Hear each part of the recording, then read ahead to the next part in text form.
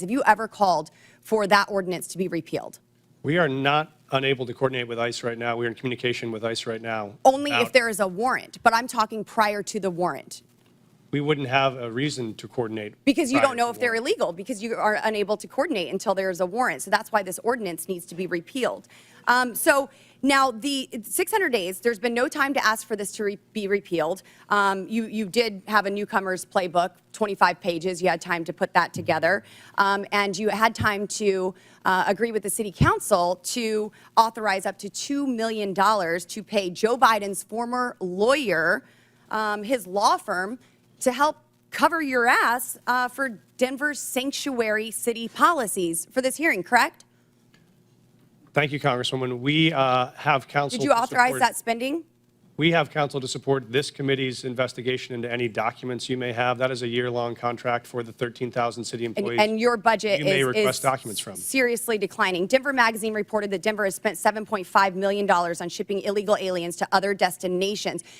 Mayor Adams, did Mayor Johnston ever coordinate with you and tell you that he was shipping illegal aliens to your city? We coordinated. You're listening to 89.7's live coverage of the House Oversight Committee hearing in Washington about immigration policies of the cities of Denver, Chicago, New York, and of course, Boston. You're currently listening to Colorado Representative Republican Lauren Boebert questioning the mayor of Denver, Colorado, Mayor Johnston. Again, this is 89.7 GBH. You will not demand be repealed ordinance from your city, and then crime was going up from Trinidad Aragua gangs vandalizing apartment owners. Thank you, Mr. Chairman, and I hope that we can get this resolved. We have a 5-minute rule, Mr. Chairman. Chair, as I say, you're listening to our live coverage of the House Oversight Committee hearing. As if you were listening when Mark Herz was overseeing this a little while ago, there are 60 members of the House of Representatives who will be asking questions. Eleanor Holmes Norton, Democrat delegate from D.C., is about to start asking questions now. We're going to cover this hearing. We'll jump in and out. Obviously, we'll focus on what Mayor Wu has to say. She already gave her opening statement. We'll bring that to you in a couple of minutes. You know what's most striking to me so far, Marjorie? And we've only had a couple of questioners so far. Just started at 10 o'clock. Each of the mayors gave their opening statements.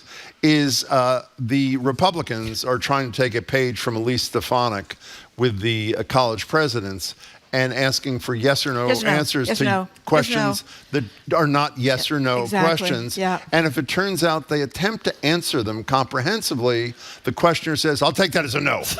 I mean, it is really what have you thought about the first hour of this thing there? I thought Michelle Wu's opening statement was very good and very moving. We'll play it a little bit after the news. I thought the guy from the Cato Institute is very good, talking about how the whole premise of this hearing is misguided because they're not distinguishing between a civil offense and a criminal offense. And the mayors are all saying the same thing.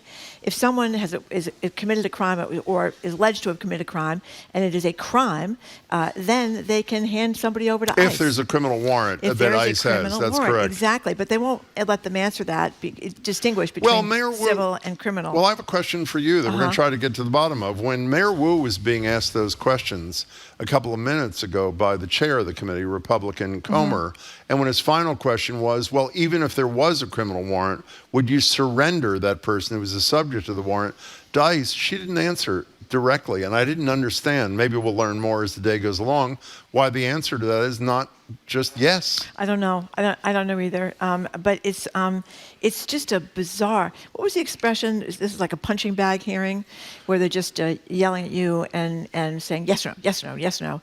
And if you try to explain yourself, you're kind of shut down and not allowed to explain yourself. So I don't know. This is going to be a tough day today. Another tough day after a tough night last night, Jim. Okay, that was obviously the President of the United States going on for almost 2 hours at his speech to a joint session. So let me explain again what we're going to do. It'll be a little chaotic today, sort of like a typical BPR show. We are not going to bring you wall-to-wall coverage because a lot of it's just going to be bloviating. We are going to try to bring you as much of what relates to Boston and our community or other communities' testimony, Denver, Chicago, New York, that is relevant. Let me just say one more thing, and we're going to bring you all of Mayor Wu's 5-minute opening statement in a minute or two. if you didn't know that Eric Adams, who Connolly, the ranking Democrat, really went after for obvious reasons, saying this is the guy that cut a deal with the devil, he didn't say that, with Donald Trump to escape criminal prosecution. Eric Adams is the only one who said yes when he was asked, is it a sanctuary city? He said yes with no equivocation. And he basically described policies that I would think Donald Trump would hate.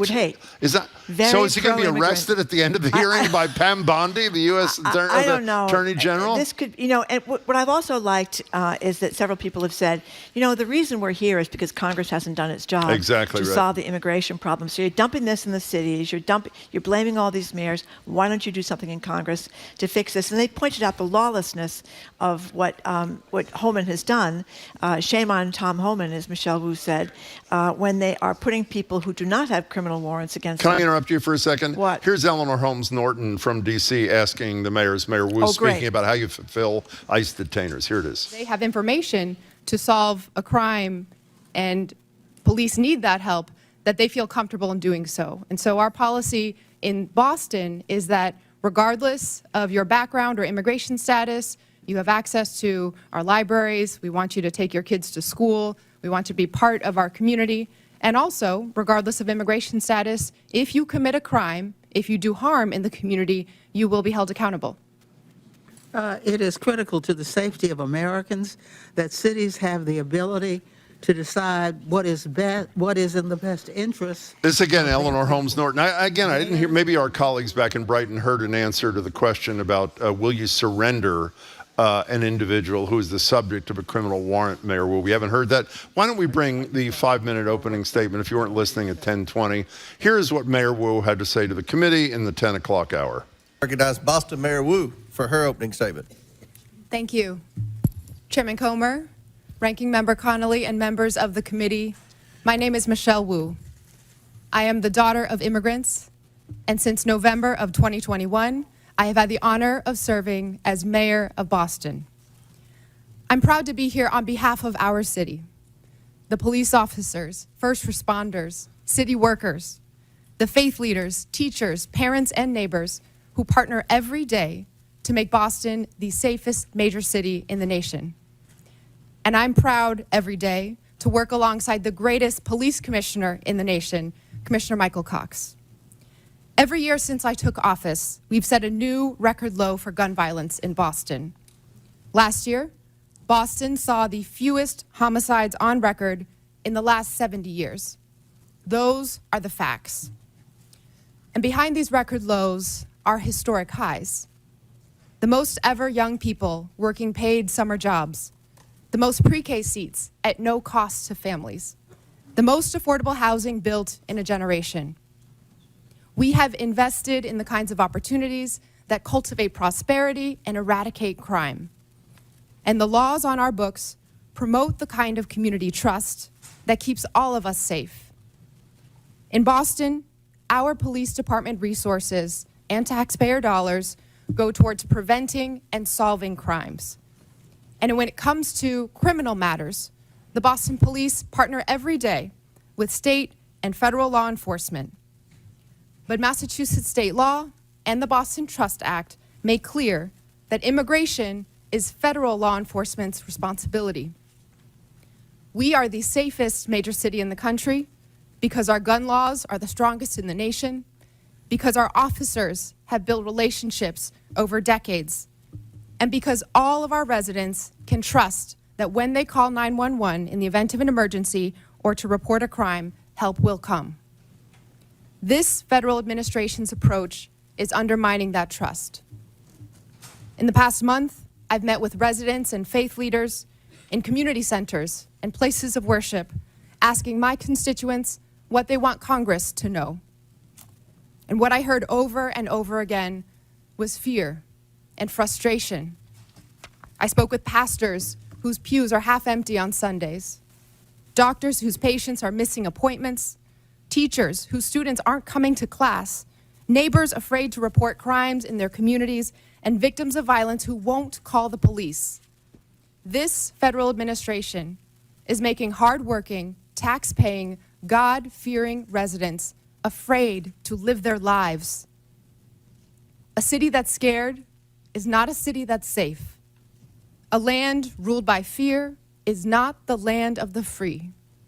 Next month, Boston will celebrate 250 years of our nation's freedom.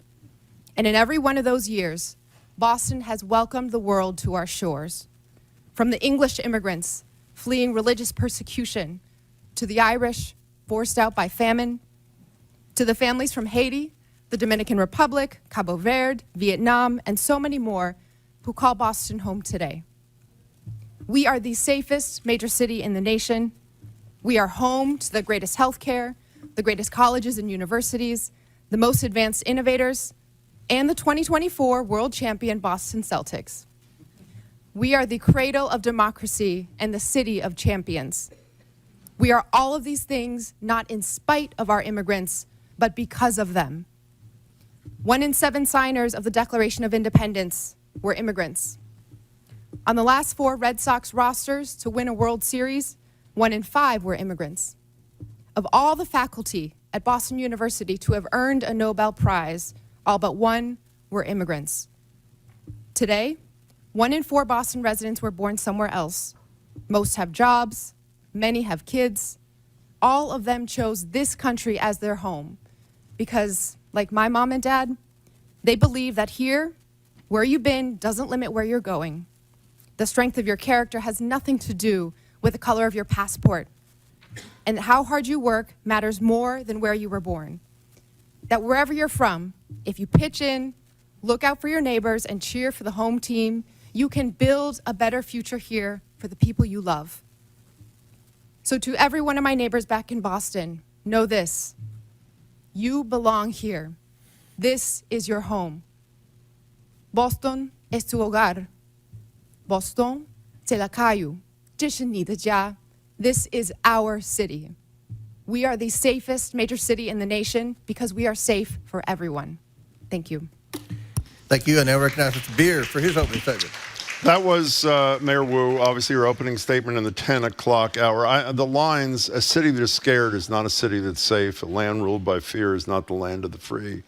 Pretty impressive And I thought stuff. some of those things that she said, 1 in 7 signers of the Declaration of Independence was an immigrant. We all remember Alexander Hamilton, because everybody rushed to go see the play. Or He was, tried, anyway. He was not from here. And I thought that ending her speech in English, Spanish, Chinese, and Haitian Creole was pretty impactful as well.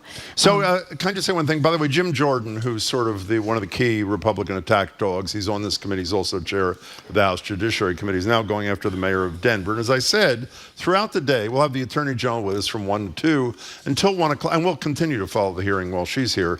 Until 1 o'clock, we will bring you pertinent parts of the hearing. We will take your calls at 877-301-8970. Here's Steve Lynch, a congressman from Boston, with his 5 minutes. The flow of immigration. If we knew the purpose and circumstances of each immigrant's arrival here, and if every immigrant knew what was expected of them when they arrived, I honestly and truly believe that immigration could be the greatest blessing for our country. Look at our world rivals, China and Russia. No one is trying to sneak into China, sneak into Russia. It's because of what we offer here as a nation. There is a substantive issue that's at play here, and I want to address that. So under Article 1, Section 8, Clause 4 of the Constitution, it provides Congress, and I'll read the section here, to establish a uniform rule of naturalization. And Clause 18 further provides that Congress has the power to make all laws that shall be necessary and proper to execute its enumerated powers, including immigration. So it appears that Congress has taken up that responsibility in the Immigration and Nationality Act, which they exercise under constitutional writ. On the other hand, we have local so-called sanctuary city laws that at times, so those sanctuary cities laws tend to address local cooperation with federal authorities in your jurisdictions, within your cities. And sometimes it does appear that the sanctuary city laws are defending against the congressional grant of authority to operate in that area.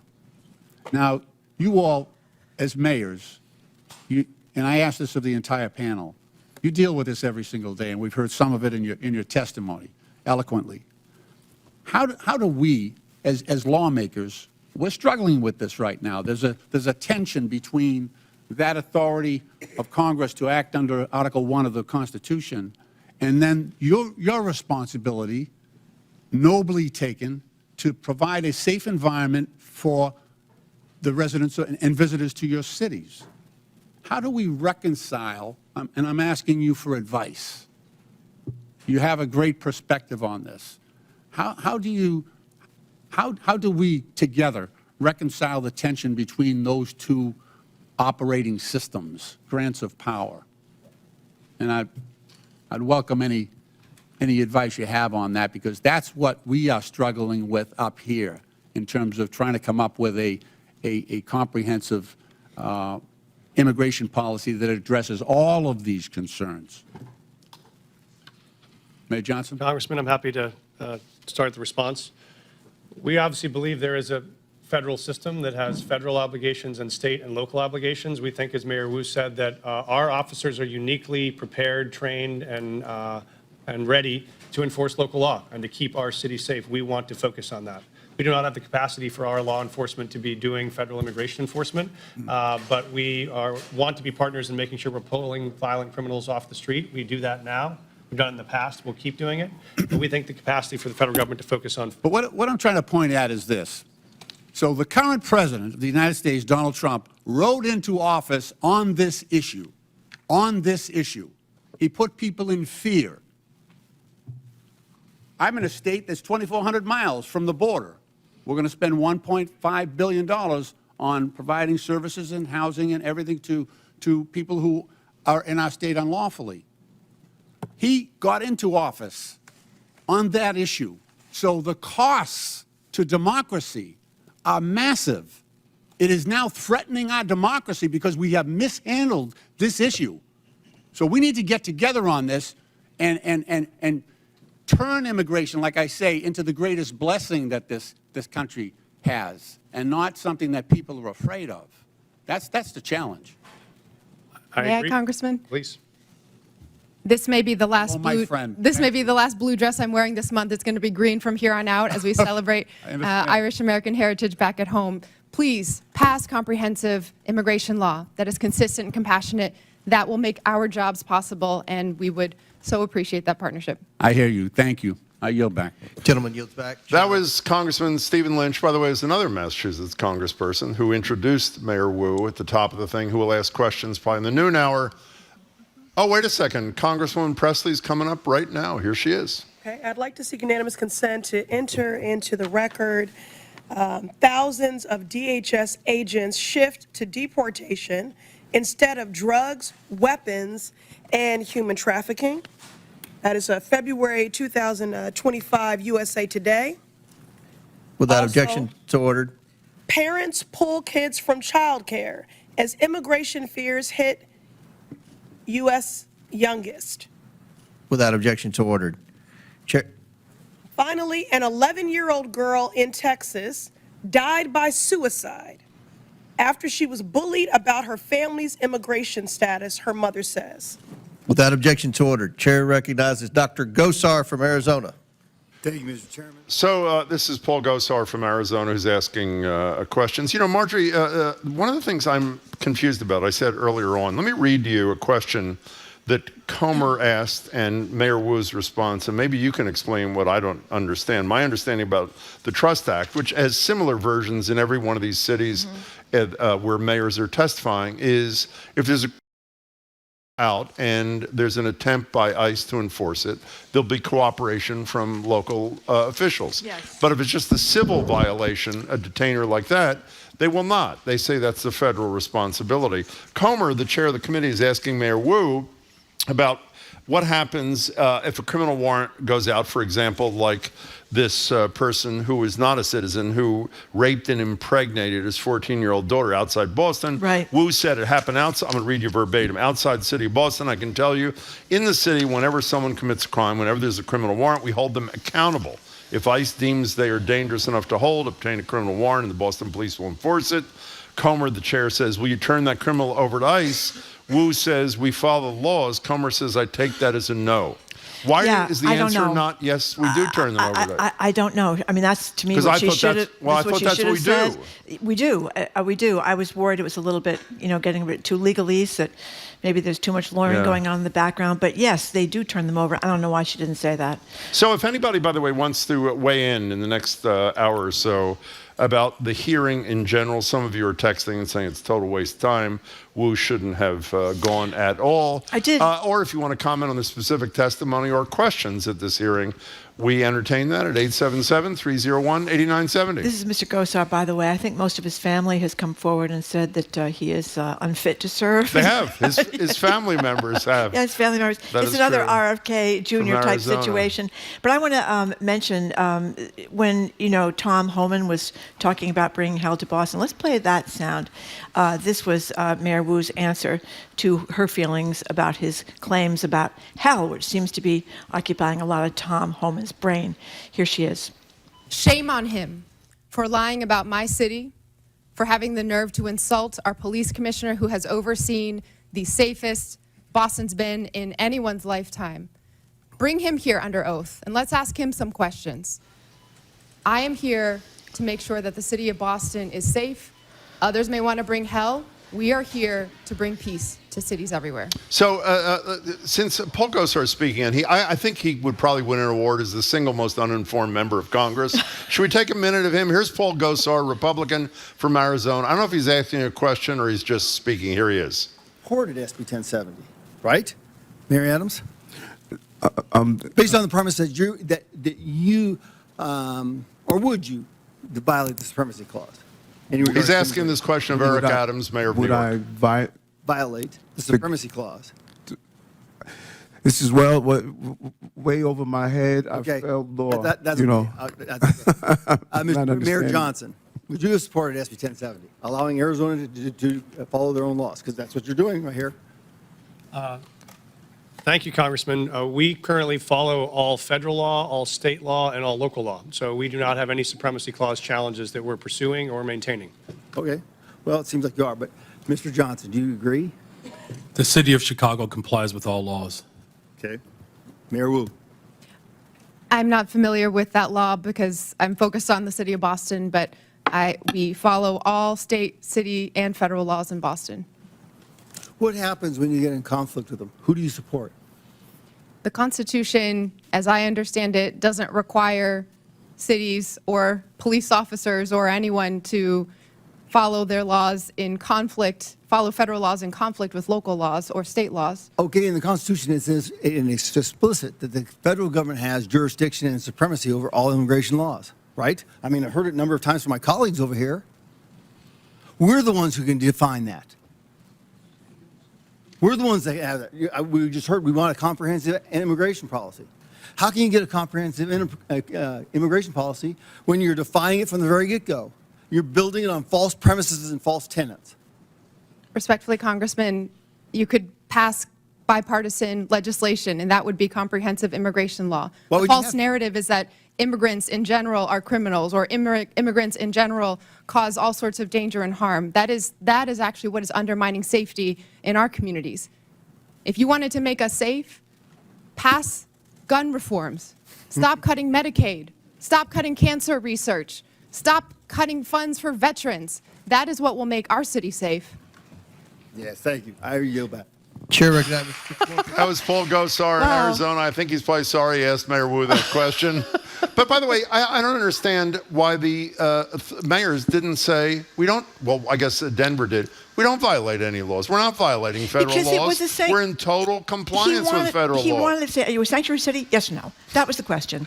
And I think there's some confusion about what exactly a sanctuary city is. I don't know that there actually is such a thing as a sanctuary city. I think that might be one of those. However you define it, there's not a... Well, when you're It's not a constitutional provision that says you are a sanctuary city if you do X. I is the think notion. what would be fair, if you're trying to get somewhere, which they're not, obviously, is to give someone a chance to answer the question and not say yes or no, yes or no, yes or no. I mean, it's ridiculous.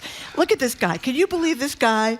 You mean Gosar, not this guy? Yeah. We should get a story on the members of his family who have objected. Yeah, let's get to into his, that in some depth. By the way, it's true. Marjorie's not exaggerating. The family does not support this. Yeah, that's right. It's but always the a bad people of his sign. district in Arizona do. By the way, yeah. By the way, as long as I mentioned RFK Jr., Yeah. I don't want to get off topic, but I do want to point out that his advice, most recent advice, is that a good diet and vitamin A will be your best protection against contagious and infectious diseases, including measles. If only we'd eaten better and taken vitamin A during the COVID outbreak, nobody would have gotten it, Jim. And in that interview that Marjorie's mentioning yesterday, he mentioned a number of remedies to provide protection against measles.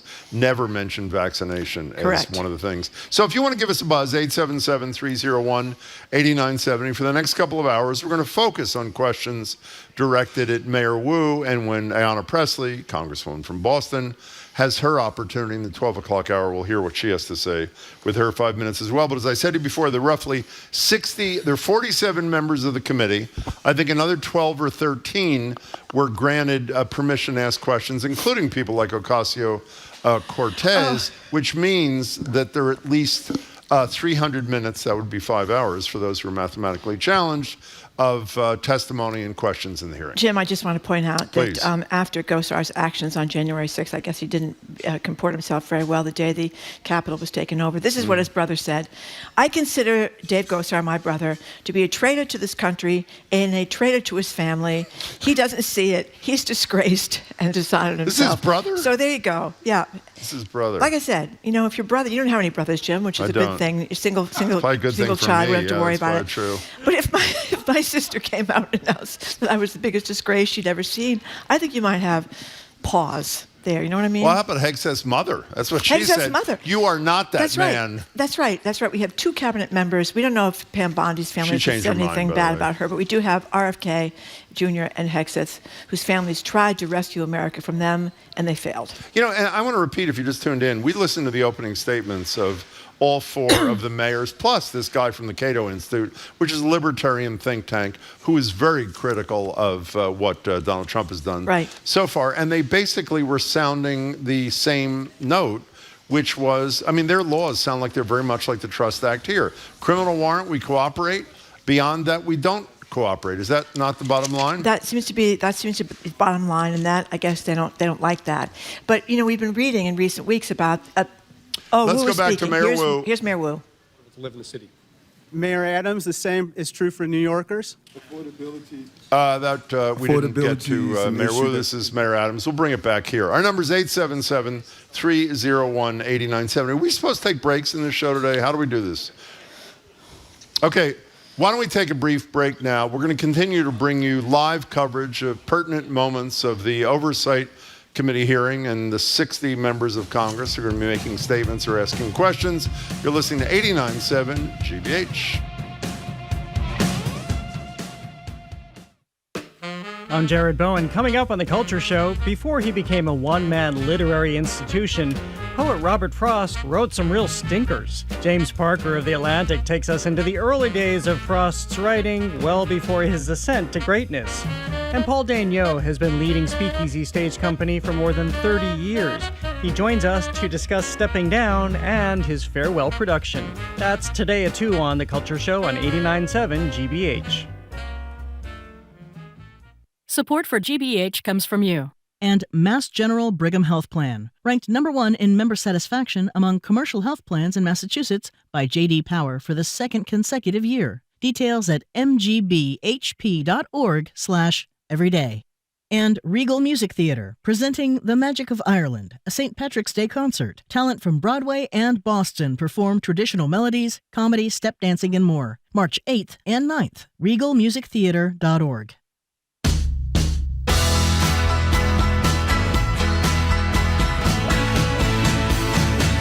Welcome back to Boston Public Radio. Jim Browdy, Marjorie Egan. We're live at the Boston Public Library and bringing you intermittent live coverage of the House Oversight Committee hearing with 4 mayors who have policies like Boston does with the Trust Act, which critics choose to call sanctuary cities, and some supporters in a positive way consider to term sanctuary cities. They're being questioned by 60 members of Congress, a little more than half of those being Republicans and a little less than half being Democrats. And we'll bring you much of the hearing that involves Mayor Wu. And if you want to comment on any of this, our number is 877-301-8970. You know, I know you're not a fan of the ranking Democrat Connolly because you think that his fellow Democrats should have picked Ocasio-Cortez to be the ranking Democrat rather than him. He did a pretty good job, though, in his opening. He did. And when he read from that letter from a kid who wrote to, I think it was her parents, if ICE takes me, don't forget about me. I mean, is that a number of the mayors spoke about something that I think is the most, not the most, a critical issue here is fear. There is not mass deportation now. We said this a lot on the show, but the fear of mass deportation is so intense that, as a number of these people have said so far, people who are worried, even people who are documented, if they're Latinos, for example, scared to send their kid to school, maybe not to a doctor's appointment, maybe not even go to work themselves. There are a lot of empty seats in the pews, one of these mayors said, and that's the consequence of a campaign of fear, even if you're not effectuating it in as cruel a way as is originally promised. And there have been numerous reports of people who came over illegally, they crossed the border illegally, they're not here legally, but they haven't committed a crime in the United States of America, and they've been taken away from their job sites or their homes. That's kind of stuff been going on without even due process. I mean, I think the issue is people got freaked out because there was a massive crossing of the border during the Biden administration. It was huge. Got people very nervous. I think it's fair to say the Democrats didn't take it seriously enough. And then all these buses started showing up in New York City and here and elsewhere, and people were freaking out because there was just chaos. But as several people have pointed out today, you know, Mayor Wu can't fix the immigration problem in the United States of America. Congress has to do that. So they've kind of cooked up this phony thing, if you ask me, claiming that nobody's sending rapists, to ICE if they have a criminal warrant for them. And I don't think that's true. There may be instances where it hasn't happened and somebody slipped through the cracks, but it's not the policy. Incidentally, the question's now being asked by a Democratic Congressman, Perry, who is from, is he a Democrat? Oh, I'm sorry, he's a Republican. He's from Pennsylvania. They're taking these people out of order, which is a bit odd, I should say. Usually they go in order of seniority, and they're not today, because I thought after Gosar was supposed to be Virginia Fox, who obviously is famous, infamous for a couple of things. One, she was the chair of the Education Committee when the hearing happened, where the 3 university presidents were there. And secondly, she is the one who has singled out the course that Khalil Gibran Muhammad, a regular contributor to our show, taught at Harvard. He may still teach it at Harvard, even though he's at Princeton primarily, which, according to her, was the root of all evil. Let's go to David in Brockton. You are next, David, on Boston Public Radio. Thank you for calling. Hi. Good morning, Jim. Good morning, Marjorie. And to you. Hi.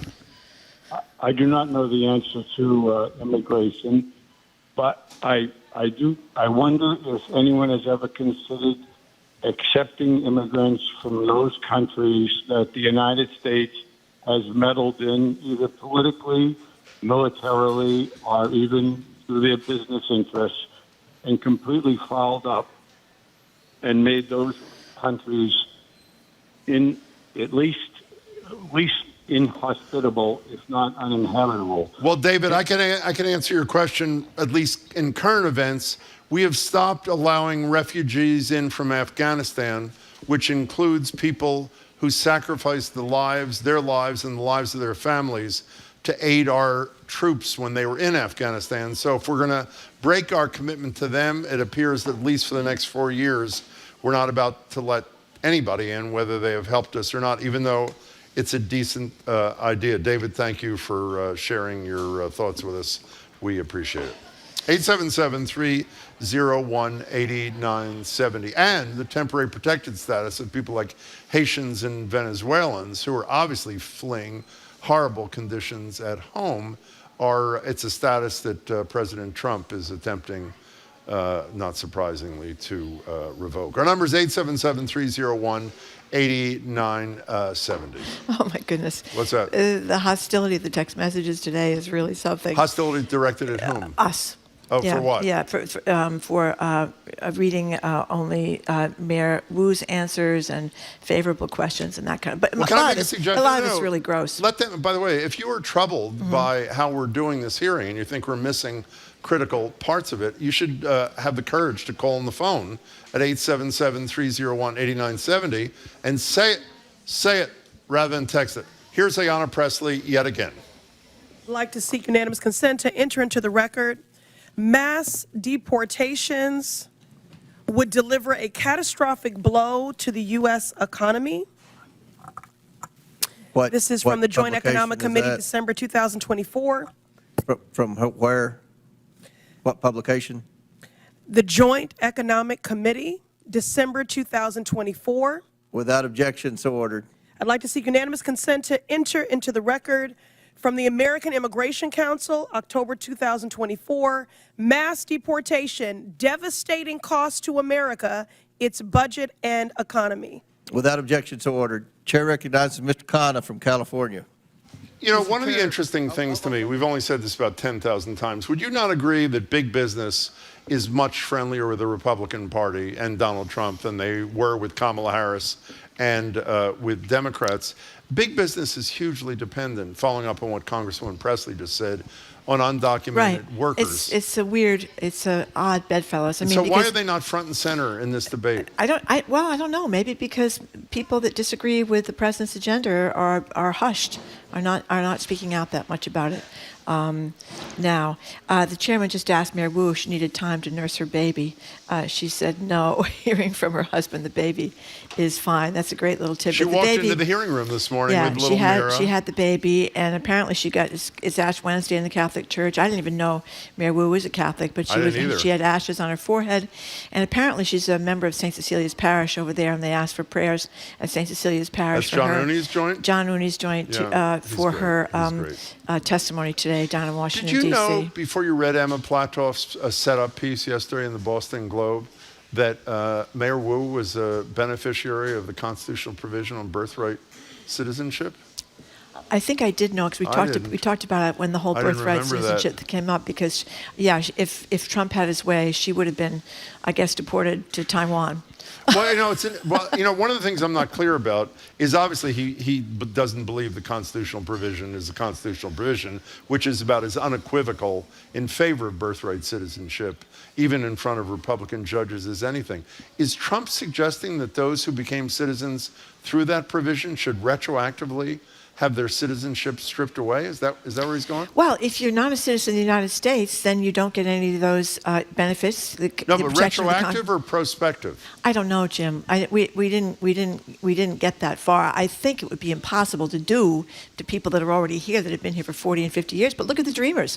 The Dreamers, my goodness, they've been here now like 25 years. Those are people, by the way, who were brought to the United States by their parents when they were 2 years old or 5 years old or 7 years old, whatever, and their fate still hangs in the balance because they're not U.S. citizens. So they talked about deporting them. So I don't know about the birthright people. I want to get back to, we're going to take more calls in about 1 second. I don't know if you answered my question before. What? Don't you think that assuming, well, he either is listening or someone's telling him what happened, don't you think Donald Trump, who just got criminal charges dropped against Eric Adams, would not be happy with Eric Adams' answer? I don't think Eric Adams' answers were very different from Michelle Wu's answers. He went on and on. Statement. Immigrants, New Yorkers, undocumented. He didn't even say, he's called them undocumented people, pay billions of dollars in taxes and contribute billions more.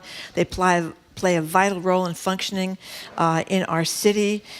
He said he wanted to create an atmosphere that allowed every law-abiding resident, documented or not, to get vital services. Can't have a city where children are sleeping on the streets or afraid to go to school or afraid to seek medical care if undocumented. I mean, he was basically doing quite a powerful statement in favor of people who are undocumented. They can't be afraid to call 911. He wants to get reelected. He wants to get reelected, exactly. That's right. That is exactly So he's right. arguing what a lot of these mayors do, that you don't want people afraid to call the cops if they witness a crime because they're worried about getting deported. So I don't know what Trump is going to think, because that was supposed to be their deal, right? He was going to allow Adams to escape these charges of illegal bribery, getting money from, the Turkish Airways, all these free flights and all this kind of stuff.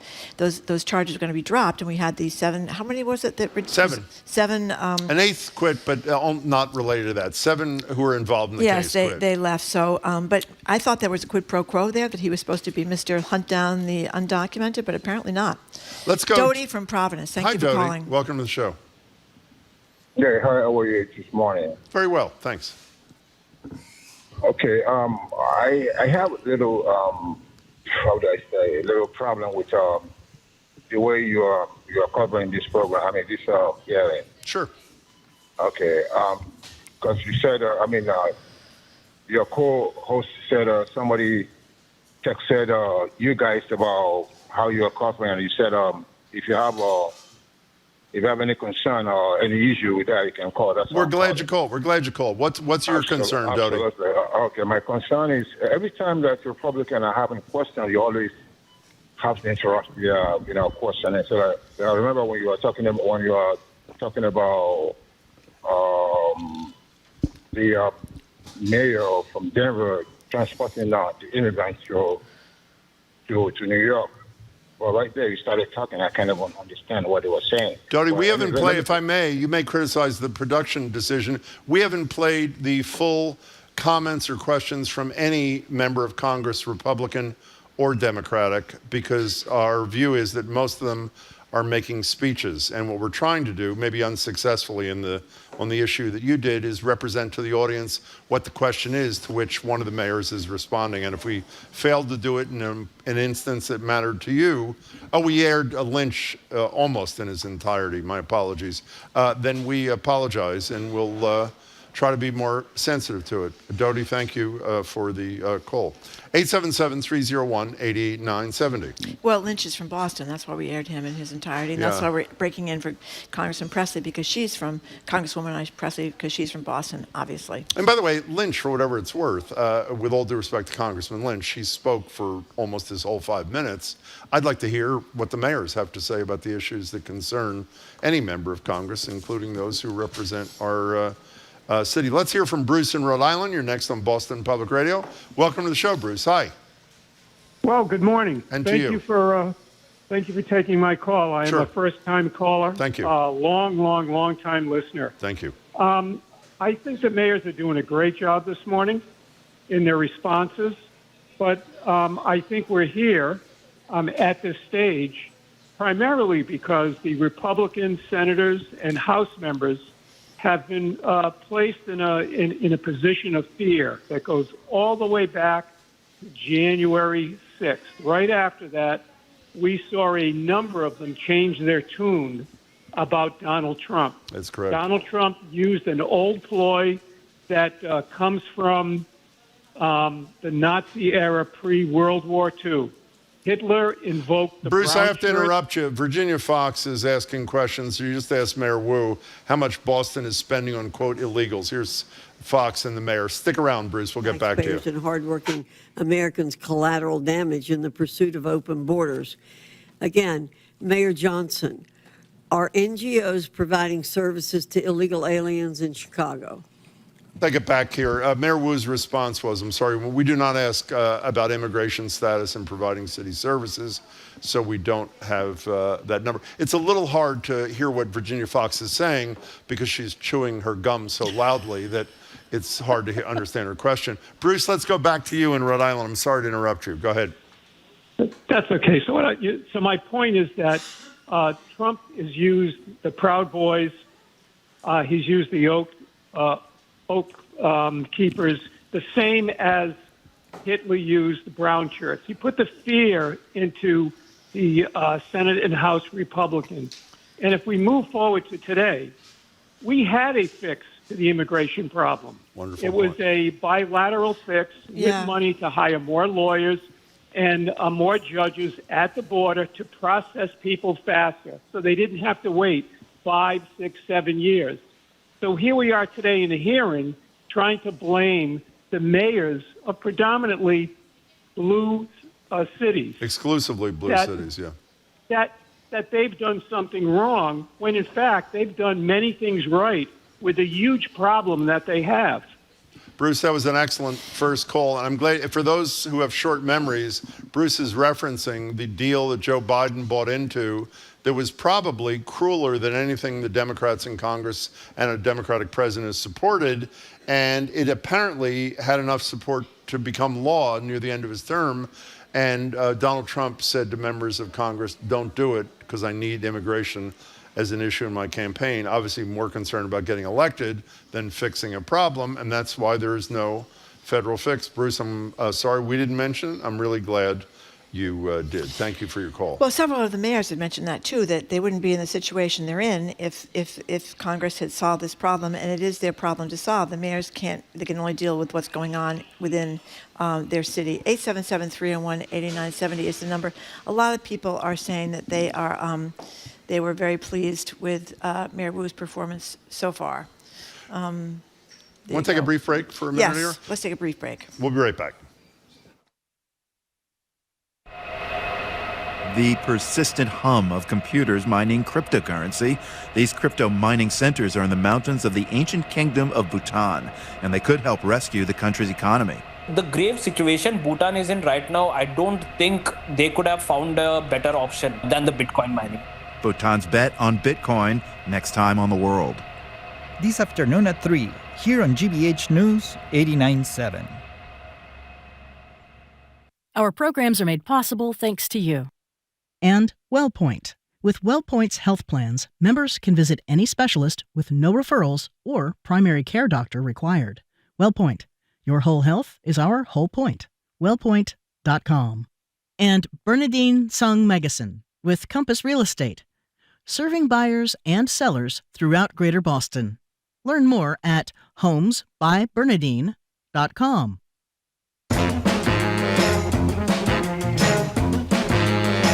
Welcome back to Boston Public Radio. Jim Browdy and Marjorie, we're bringing you live. We're live at the Boston Public Library, and the Attorney General will join us here live at the library at 1 o'clock. We'll get her comments on the hearing, as well as a bunch of issues that obviously are in her bailiwick. That's 1 to 2 today at the library until 1 o'clock. Well, we'll bring you part of the hearing while she's here. Until then, we'll jump in and out of the hearing. We just had a discussion during the break about how much we actually bring you, to be honest, and our sense is you're mostly interested in hearing what Mayor Wu has to say, less so in terms of the mayors of Denver, Chicago, and New York. If you feel differently, send us a text, and we'll try to accommodate the concerns of majority of people who are listening. Our number is 877-301-8970. Let's go to Jake and Beverly. Thank you for calling, Jake. Hey. Hi, Jim and Marjorie. Thanks for taking my call. Sure. First, I just wanted to say thank you for being on air. I appreciate your commentary. If I wanted to watch the entire hearing, I would watch them on C-SPAN. Thanks. But my point I wanted to make was, in his speech last night, Trump said basically that we've, quote unquote, sealed the border and addressed the immigration issue all without any help from Congress. So I'm wondering if that means that the Republicans have pretty much given up on addressing immigration through congressional legislation and are satisfied just to have the president do it through executive order and other methods. Well, so far they have. They were happy with the president by executive order usurping their authority over appropriations, Jake. So at least through, 44 days, they seem to be fine having the president do everything, right? Except that you see these things about people getting shipped off to Guantanamo, and they're not the worst of the worst. I mean, I think we believe in due process in the United States, and we have to make sure what crimes people are accused of. I mean, you just saw those pictures of the guys getting on the plane a few days back, right, Jake? They did not keep them. Due process, but I don't know if the Republican Congress. Well, I think that's the appropriate answer, Jake. I think the answer is which Republicans said they're concerned about due process rights for people being sent to Guantanamo, well, who, by the way, were shipped right out of Guantanamo after they were shipped there. They didn't stay there. Jake, it seems to me, I mean, I'm repeating myself, but, but people do not want chaos at the border. They don't want people abusing the asylum process. They don't want people coming over by the tens of thousands and just arriving in the country. They want some order. And I think in terms of the mass deportation, when you talk to people that voted for Trump, a lot of them said the same thing. They want people who have committed crimes to be gone. Some of them didn't care. But Jake is right. The app that was bringing order to application for asylum was repealed by Donald Trump on either day one or day two. Well, I think the other thing... He doesn't want order. He wants chaos because it feeds into his whole shtick about about immigrants. I also think the numbers of people are way down because obviously this is one of his biggest. It is probably his biggest priority is getting rid of immigrants who are in this country illegally. It is. Well, it's obviously now his priority because he can't. The economy, which was his top priority, or at least a co-equal top priority, is not going so well. By the way, Chantel Brown from Ohio is now speaking. It's a great line that one of our colleagues pointed out. She said, she's a member of Congress, this isn't about policy. It's about fear. And isn't that obvious to people? I mean, getting back to what Jake said a minute ago, and thanks for the call, Jake, if it's about policy, the hearing would be about marking up a bill to address the issue on the federal level. I think this is about when they had Claudine Gay and the presidents of these other universities there. When was that? In May or something like that? They thought they got some scalps. You know, she had to resign her job. The woman from Penn had to resign her job. I think that's what they thought today. They would humiliate and browbeat these 4 mayors, and then they could all be stars. I don't think they've managed that so far. The guy from Denver is particularly good, I think. Johnston. They haven't managed that so far. So I think that's what this was about. Another opportunity for them to, they're probably jealous of Virginia Fox because she hammered Claudine Gay so much and those other presidents. And Stefana, because now the ambassador of the UN, or about to be, or she's something. got very good diplomatic skills, I would say, at least Stefana. Oh, We yeah, saw she her in does. action on the congressional floor. Anyway, let's go to Brian from Medford. Hi, Brian. Hello, Brian. Good morning, you two. How you doing? Oh, actually, we should take this if you don't mind. This is Congressman Sorry, Grothman Brian. from Wisconsin. Okay, if I go and the to reason a we thought we prison should bring him to you is because the mayoral candidate, Josh Kraft, contributed $1,500 to his campaign. Let's hear what he's like. Here illegally, or how many are citizens of another country? Nobody will know the answer to that question. So that's why we don't have hard facts on how many crimes people committed. The other thing I like to point out is every year in this country, about 850,000 new people from other countries are sworn in as American citizens. I don't know of Donald Trump ever talking about reducing that number. Maybe he should reduce that number, but I've never heard him talk about reducing that number. Our concern here was illegal immigration, and I would hope the vast majority of Americans think we ought to have a immigration law that the 850,000 new citizens every year go through. But if we're going to have an immigration law, it means we have to do something with the people who try to become permanent residents without going through the proper structure. Now, I think part of our problem here is we have a lot of people who don't understand why we have an immigration law at all. And I want to ask all 4 of you as I go down, we go down the row here, do you believe the United States should have an immigration law, or do you believe that just anybody should be able to show up and come in? And we'll start with Mayor Adams there. I strongly believe we need to have an immigration law. I strongly believe we need to secure our borders. We witnessed a 90% decrease, and we're seeing that play out in our city. So we should have a strong immigration law. Good. And I'll ask this question then. If you believe we should have an immigration law, and then we'll get all 4 of you here, if you believe that, do you believe people who ignore the law, whatever that law is, should be allowed in the country? I think that all of us must be held accountable to the law, and if we secure our borders to make sure before they come in that is done correctly, it is not going to impact cities to carry that burden. Like I said, close to $7 billion in tax dollars. Mr. Johnson, do you believe we ought to have an immigration law in this country, or do you believe everybody should just be able to walk in here and set up shop?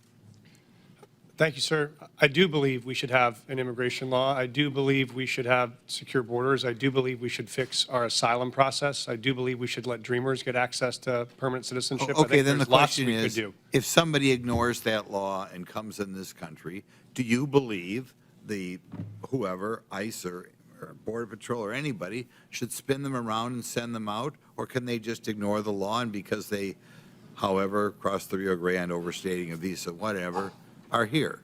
Do you believe that we ought to do something to the people who are ignoring the law? Thank you, sir. In the case of the folks we're seeing, they are coming here because they are claiming asylum. When they claim asylum, they then have a right to a day in court to see if that asylum claim is valid. The question is, though, if I come in this country and stay here And I have not gone through any formal process to become a citizen or to be a visa, legal visa or whatever. Should we kick that person out? The folks that we're serving, sir, are trying very hard to navigate that legal process. It's often a 7-year wait for a court date when they arrive to this country. So part of it is the backlogged administrative need at the border. Every month under President Biden, at least the statistics I have, 30 to 40,000 people, what are called gotaways, came across the southern border, didn't ask for asylum, didn't ask for anything. Do you believe that people who just come across that way should be escorted out of the country, or do you believe just because they ran between the designated checkpoints that they, as the result, get to stay here forever? And so we're serving folks who are seeking asylum or have status, Well, of course, temporary protected you status. wouldn't even know that. Or CBP-1. Okay, next, Mayor Johnson, buddy from Chicago. What do you think? Should we have an immigration law in this country, or should anybody who comes here just be able to stay here? I do support the bipartisan legislation that was passed out of the Senate for comprehensive immigration reform. No, that's not answering the question. Right now, people are breaking the law. Do you believe the United States should have an immigration law? As far as I know, every country in the world has an immigration law. Maybe there's one outlier or something. And we have laws in the United States. Do you believe if people come here and break the law that they should be escorted out, or do you believe they just get to stay here forever? Our immigration system is broken. We have not had comprehensive immigration reform since 1986. May I answer fully? Yeah, his time's expired, but feel free to answer. Do you want Mayor Wu to answer your question, or are you finished? Okay, yeah. Go ahead. Yes, thank you, Congressman. Yes, I do believe we need, cities everywhere clearly need an immigration law that has secure borders, comprehensive and consistent, compassionate pathways to residency and citizenship, resources to adjudicate the complexities of the law. And at the same time, I do not support mass deportation. That would be devastating for our economy, and there are millions of people who are running our small businesses, going to our schools. Okay. Thank you. Chair recognizes, and I must add, I don't think anyone's calling for mass deportation, but Chair recognizes Mr. Garcia from California. I think no one's calling for it except the President of the United States. We left him out of the thing. By the way, this was from a Joe Vernacchi column. The gentleman we just heard asking the question about whether people that just came over here should be able to stay here indefinitely when they broke the law by coming into the country. This is great. His name is Representative Glenn Grothman. He's from Wisconsin, and he's a conservative guy. And apparently, in a speech on the House floor last July, he attacked programs like subsidized child care. And here's what he said. It takes, quote, the purpose out of the man's life because now you have a basket of goodies for the mom. Hard to quarrel with that. Now, I don't know his whole background, but I think that's one of the strangest things I've ever heard somebody say. Can we stay on him for a second? I thought Wu's answer, even though it was cut off, was the best of the four of them. Yep. Obviously, everybody believes. I don't know one person doesn't believe there shouldn't be a comprehensive immigration law. She was dealing in the real world as opposed to Grothman, who was dealing in a fantasy land. Do you think someone who comes here illegally who is not seeking asylum should be allowed to be here? They are here. And the question is, what damage would be done? Forget their lives, because no one cares about them as human beings, as workers in our economy. This guy's from Wisconsin. There are a lot of farms in Wisconsin. I'm assuming if the farms in Wisconsin are like the farms anywhere else in the Midwest, you know what they're relying upon? Undocumented workers. And so this abstract BS acts like if we're starting the country and we want to decide, should we let people in who don't go through legal pathways, then maybe you could say, no, let's just do it legally. But that's not what it is. There are 11 or 12 million people here who are undocumented. The vast majority of them are hardworking people who have not committed crimes. And the question is moronic. And can you believe Comer says nobody here is talking about mass deportation? That was the whole damn campaign, was a question about mass deportation and, of course, inflation and the price of eggs, et cetera. Can we go to this? This is Congressman Garcia, a Democrat, asking Eric Adams about his criminal issues disappearing. Here they are. Ironclad. Yet Trump's DOJ moved to drop these charges. Now, I just want to be and show this. I want to be just really clear and show this here. Now, look at how the Trump-appointed acting U.S. attorney who is prosecuting you described it. Because the law does not support a dismissal, and because I am confident that Adams committed the crimes with which he is charged, I cannot agree to seek a dismissal. Now, this is a conservative Republican who resigned when Donald Trump pressured her to drop the charges. And we know the Trump administration demanded that the charges be dropped. And this is key. They will be able to refile them against you, Mr. Mayor, at any time. I think, personally, that's why you sat next to the architect of family separation on Fox and Friends. Now, Tom Homan sat next to you and said the following, and I quote, "Getting on Rikers Island is step one. We're working on some other things that we don't really want to talk about on open air because the city council will be putting roadblocks up on us. The mayor and me have a commitment to several other things." Now, this was you, of course, and Mr. Homan, the architect of family separation. This is also incredibly concerning, Mr. Mayor. You sat next to him, you smiled, you badmouthed your own city council. Now, Mr. Mayor, we have a right to know if the Trump administration has actually coerced you into agreeing to anything. And Mayor Adams, I also want to be very clear. Are you selling out New Yorkers to save yourself from prosecution? There's no deal, no quid pro quo, and I did nothing wrong. And anything dealing with this case out of deference to Judge Ho, who's now addressing it, I'm going to refer to his actions. Well, Mr. Mayor, it appears, to me at least, that you are selling New Yorkers out. It appears that you are working with Tom Homan, who is clearly focused on family separation and deportations and harming New Yorkers and others across the country. Now, every other mayor on this panel is pursuing legal and effective policies that benefit our residents and their communities. Their policies actually uphold public safety. Now, I personally agree with the majority of New Yorkers and think, Mr. Mayor, that you should resign. You should do the right thing. You should step down and resign today. And with that, I yield back. That was Robert Garcia. He's a Democrat from California speaking to Eric Adams, who, while denied there was a quid pro quo, the prosecutors, remember Bowen, who was in the U.S. in the Attorney General's office, in the letter to the U.S. Attorney in the Southern District of New York, said, you got to do this. We're not saying this is on the merits, but he's got to do his job and he's got to help the president, and he's running for re-election and all those sort of Yeah, what did you think of that? That was sort of going off the script there. What, Garcia? Yeah. I think it's good. I think it's important. Well, don't you think so? I mean, this is a corrupt deal that Trump has cut with a guy who decided for a short period of time, maybe not for short, what most important thing is staying out of jail, even if it costs him the mayoral race, which it very well may. The number is 877-301-8970. Obviously, we're skipping the news because we want to try to bring you as much coverage of this hearing as is humanly possible. And if you don't know how it works, I think it's pretty obvious now. They alternate between Democrats and Republicans. At some point after we're off the air, it'll be Republican after Republican because there are many more of them on this committee than there are Democrats. Mike in Worcester, thank you for calling. Hello, Mike. Hi there. Hi. I'm a first-time caller, too. I just wanted to get back to something a couple of people ago were talking about, just more general ideas about Go right ahead. Immigration.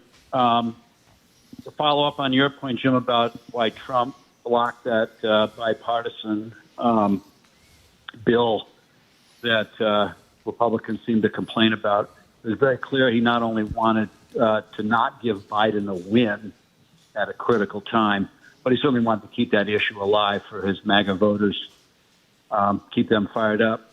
I think I'm just so upset about the hypocrisy of immigration, the fact that they haven't had a plan.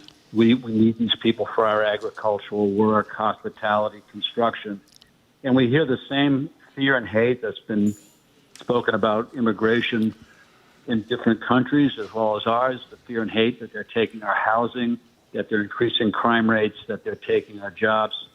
And all of those things are just untrue.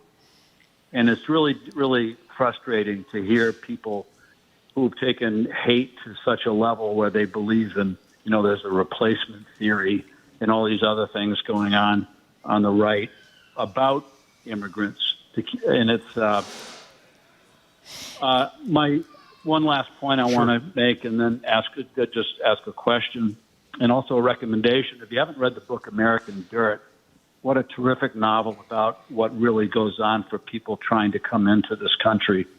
The pathway here is not an easy one. And that book I thought was very readable. You know, Mike, may I interject one thing, though? I think it's very fair if you are in a town like a Lawrence in Massachusetts or my hometown of Fall River, towns that don't have any money, and when you have a massive influx of new people from another country and you need to hire bilingual teachers and you need to expand the classroom and you need to find housing and all these things, and they're not going to Wellesley, they're not going to Brookline, these are the towns they're going to. To me, I can understand why taxpayers in those cities get upset because they don't get help from the federal government to accommodate those new people to their town. And I think that's legit. If your kid's classroom went from 20 to 30, you might be upset, not because you're full of hate, but because you think, why can't we get some help? Like that town in Springfield, Ohio, that had that massive influx of Haitians. I mean, there were a lot of people that were welcoming there, but they worried about the cost of the services, just as we did in Massachusetts. So how about that?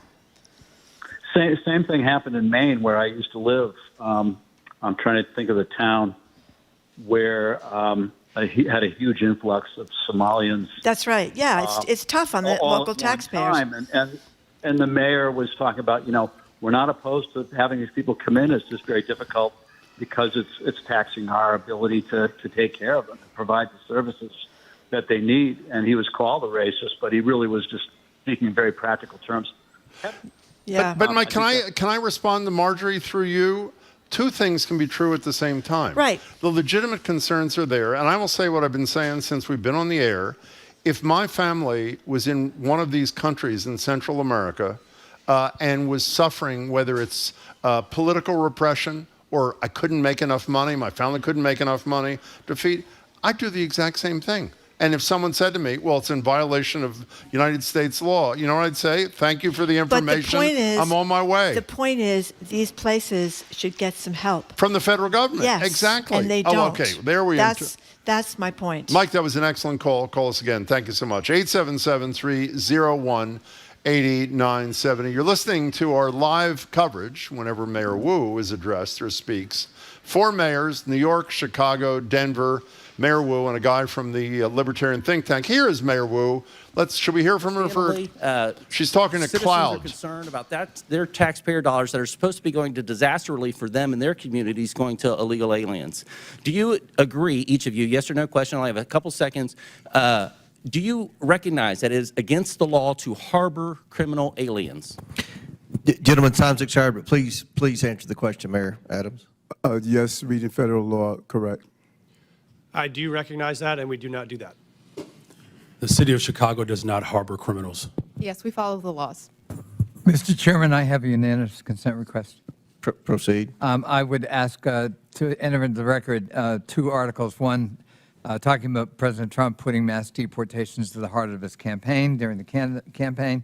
And just last night, Trump vows to use U.S. military for mass deportations. Without objection, so ordered. Wait, we come back here. The reason Connolly, who's the ranking Democrat, just did that is because 10 minutes ago, Comer, who's the chair of the committee, said, quote, no one's talking about mass deportation. And as we all know, the President of the United States ran on and continues to talk about mass deportation. It's like this is a big sham. I mean, I'm beginning to think it's kind of a big sham, wouldn't you say? And that guy just asked that question. Nobody's harboring criminal. I mean, they might be by ineptitude or mistake or some bureaucratic snafu, but it's not that they're harboring murderers or rapists and not turning them over to ICE when there is a legitimate detainer for a criminal person that's in their custody. Can we explain that one more time? If you just tuned in and haven't been following this, the Trust Act is what Boston has. And based upon the opening testimony of the mayors in New York, Chicago, and Denver, it sounds like they all have an equivalent. And here's what it basically says. Please correct me if I'm wrong, because I'm always insecure about this. If you are driving down the street on Boylston Street and you get pulled over because you ran the red light or you ran the stoplight, and you are not in the United States legally, you're not going to get.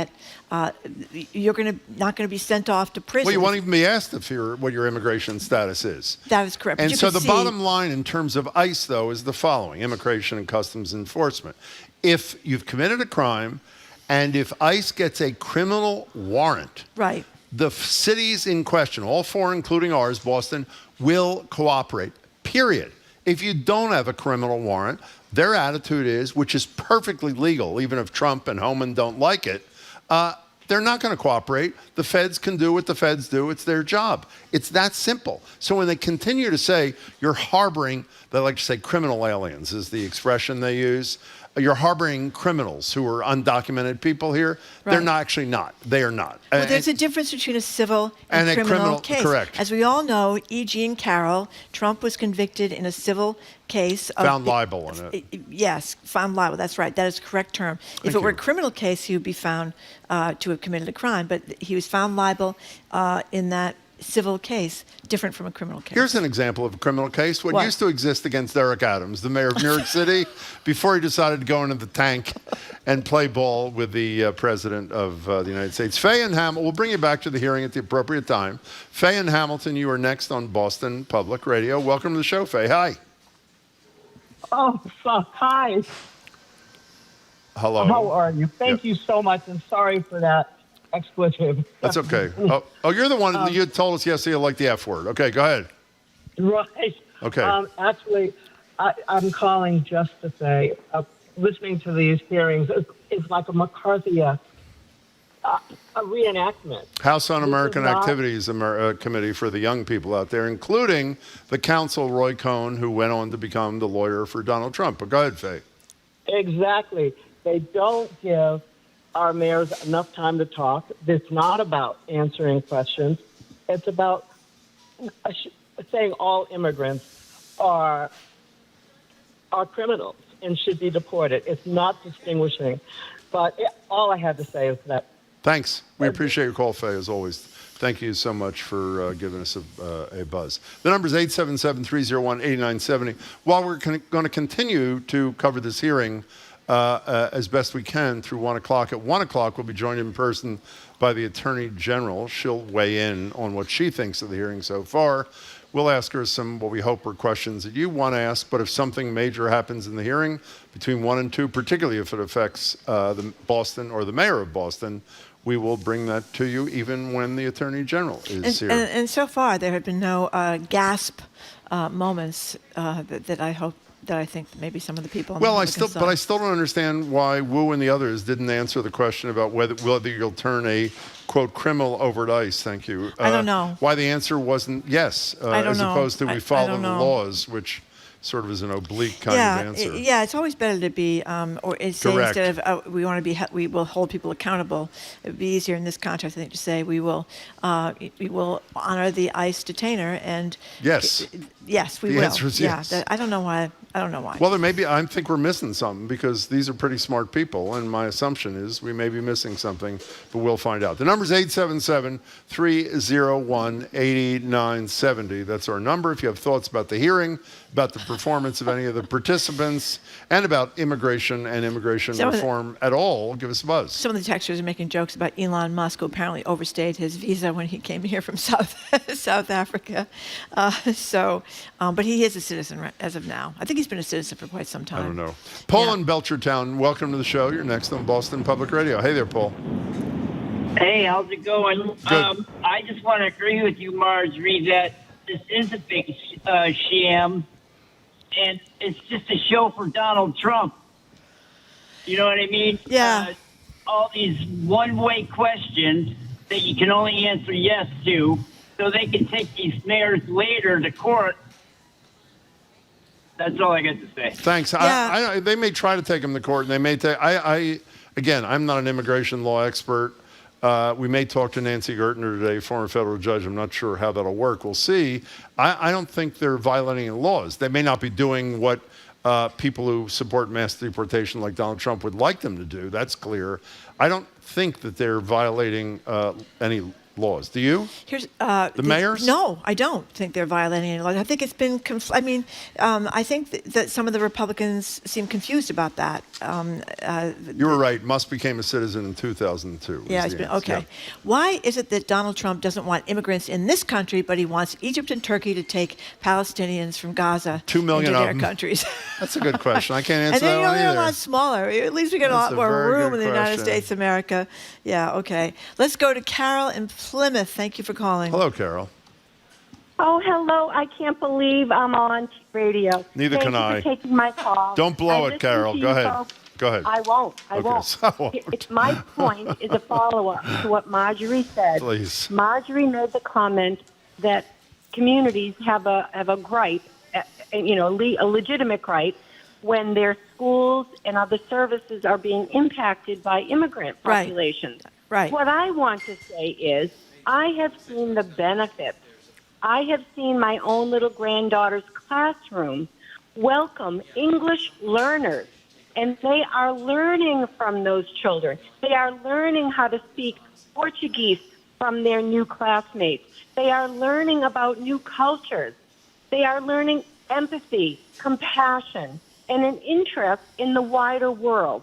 So let's not just look at the negatives. I know the school department has some, difficulties. They have to add in some special services, but the kids are benefiting.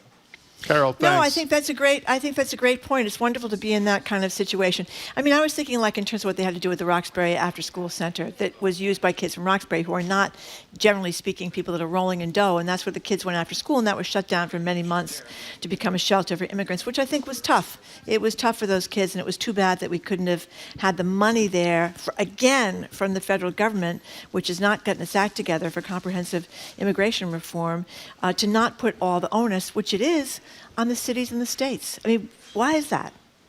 Why? Yeah. Because they want blue states to be in trouble. When they shipped those 50 Venezuelans to Martha's Vineyard, they were hoping that the elite, as they believe them to be on Martha's Vineyard, were going to reject them. Instead, they greeted them with open arms. Yeah. But you have to say the strategy of the Abbotts and the DeSantises about the buses of people who are undocumented. It worked. It brought this issue. Yeah. I would argue they helped, by that small behavior, they helped get Donald Trump elected, don't you think, in 2024? Absolutely. Well, look at the upset here in Massachusetts about the amount of money that we were spending to house people that were here from other countries. People were very upset about it, and we were constantly asked about how many of the people that were in these shelters were Americans, how many people were people from other countries, and that was the thing. Healy answered. Healy had to put that limit on how you could stay in shelters because there were so many people basically overrunning what shelter space we had.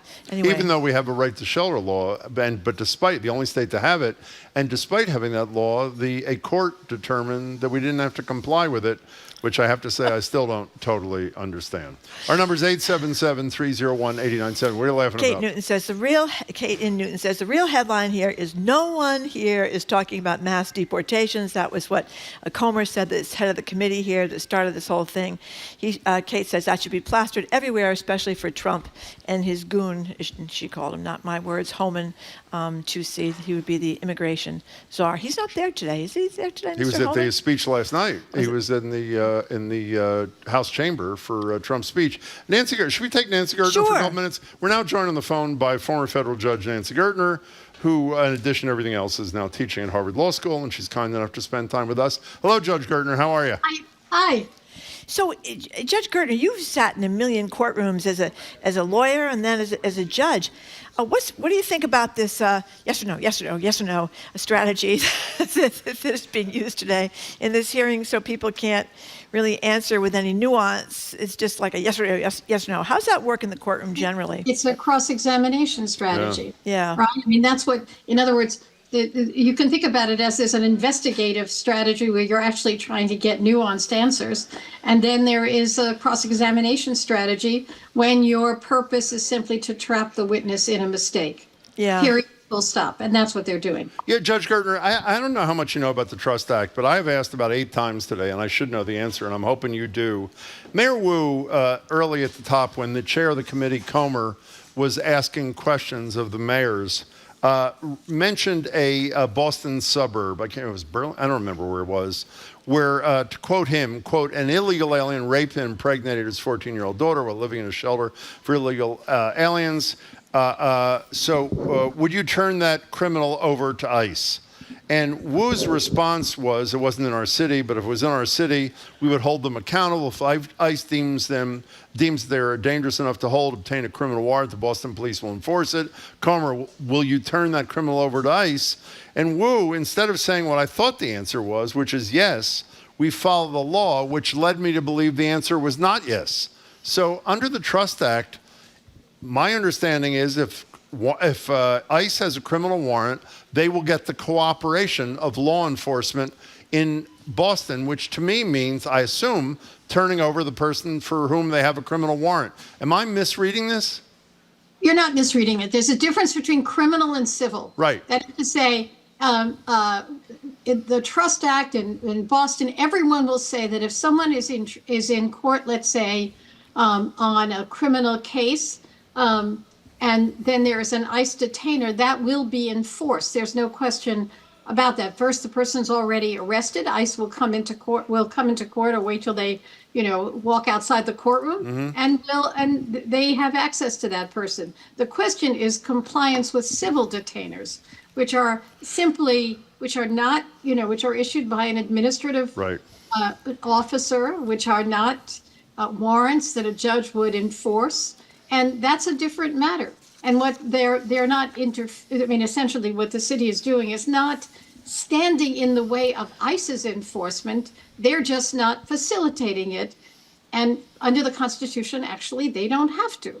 So just to be clear, then I think I'm right. When Comer, the Chairman Comer, asked Mayor Wu, will you turn that criminal over to ICE? And while she answered, we follow the laws, the answer under the Trust Act would be yes, we would turn it over. And I'm a little confused as to why she didn't say it. I want to bring up one more thing with you. By the way, we are told after 2 more Congress people's questions, which means roughly 10 more minutes, roughly 12:30, they're going to take a 15-minute break. During that break, we're going to speak to Adam Reilly, who's been our colleague, who's actually been in the hearing room for this. It'll be really interesting to see what the feeling is inside the room.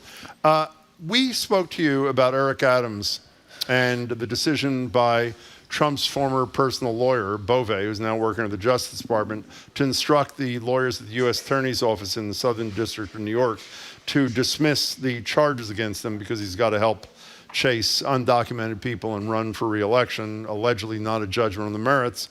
And I was frustrated when I kept asking you, isn't there something the judge can do other than just grant the request of the Justice Department to dismiss the case? I don't remember exactly what you said, but you and I think 11 other former federal judges have now weighed in on this. What are you saying? Well, it's interesting. I mean, it took some thinking and some research because this was not a situation that would come up. So there is this rule that says that the government can't dismiss a case without seeking judicial approval. So that they were seeking judicial approval. And you'd say to yourself, and you would ask me, approval for what? If the answer is always, okay, whatever you want, then why am I having a hearing? And essentially, there's never been a case. You're having a hearing to make sure that there's no impropriety going on. And that's the hearing that the judge is having with respect to Adams. And on reflection, it seems clear that there is impropriety going on, which the judge is probing, which is that the agreement on its face was a bribe. You cooperate with us, and we will dismiss the case without prejudice. Without prejudice means we can bring it again if you don't play ball. It was a classic, you do this and we'll do that. When we last spoke, I didn't really think that there was a way for the judge to go beyond fleshing that out. But as I said, further research suggests that if it's clear that this was a bribe, that this was done for illegal purposes, for improper purposes, the judge does have the power to appoint a special prosecutor. Now, we could find no precedent for that except in contempt cases. I hold you in contempt, a criminal contempt, and someone else has to prosecute you. That becomes a totally separate proceeding. But the law doesn't say that special prosecutors only for contempt. It could be to continue this case. And so that's the recommendation we made. But if the hearings surface illegality and illegal bargain, then the judge should do something about it more than just holding a hearing, we think. So wait, Marjorie, before you ask your question to Judge Gertner, but while the judge did not appoint a special prosecutor, didn't he appoint a former Solicitor General to make the argument against the United States government's request to dismiss the case? Right. He wanted to hear the, quote, other side, because Adams and the DOJ were all aligned on one side. And the judge said, if the rule says I have to hold a hearing, I want to make sure it's a real hearing. So he actually appointed as a special prosecutor Paul Clement, who is, former Republican Solicitor General, very skilled advocate, for the purpose of saying what the other side looks like.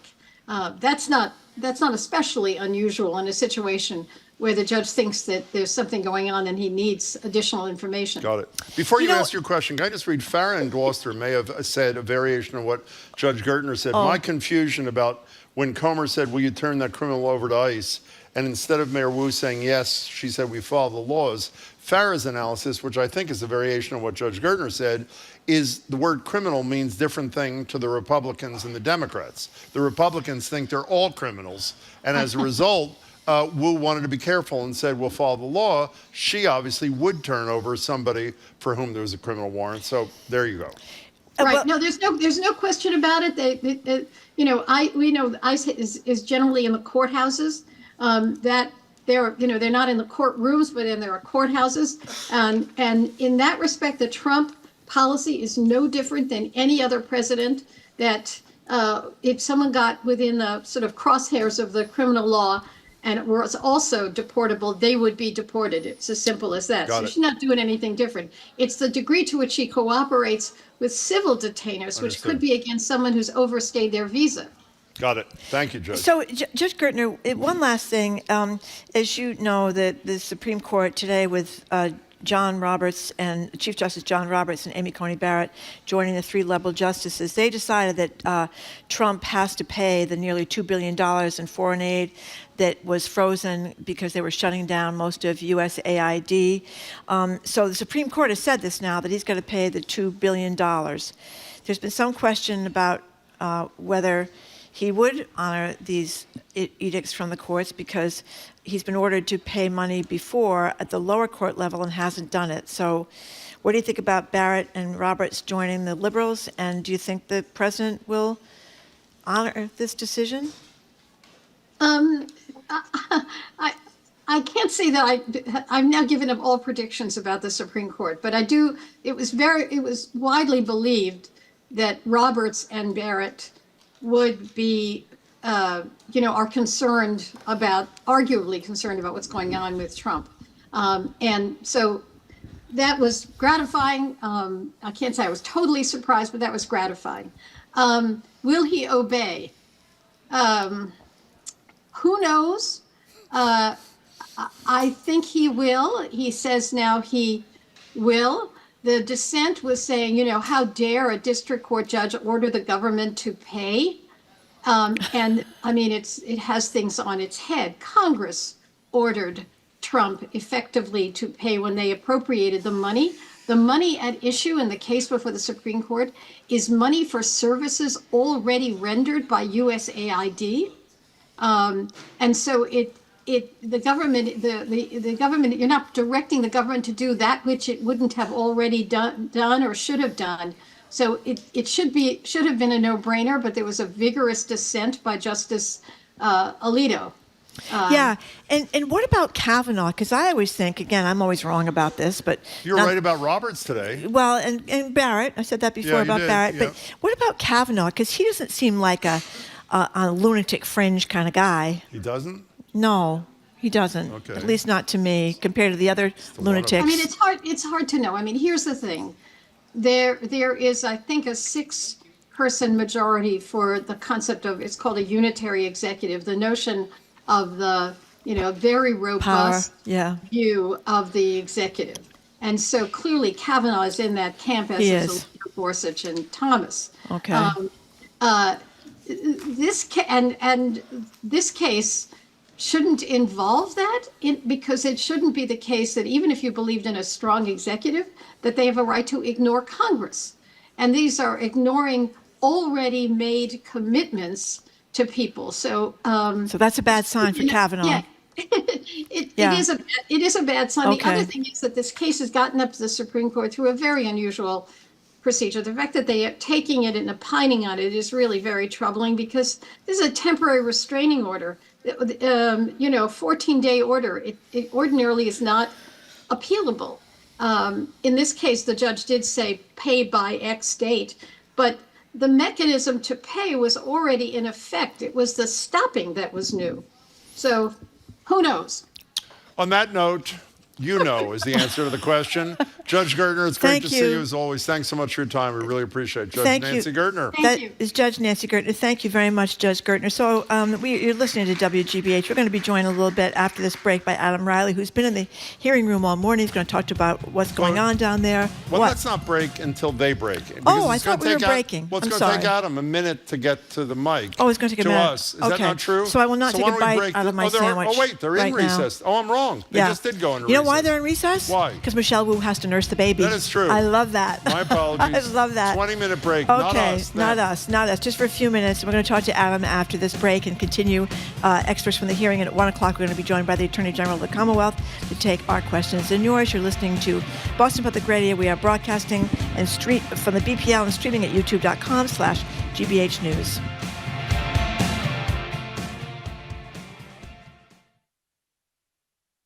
It's not over yet.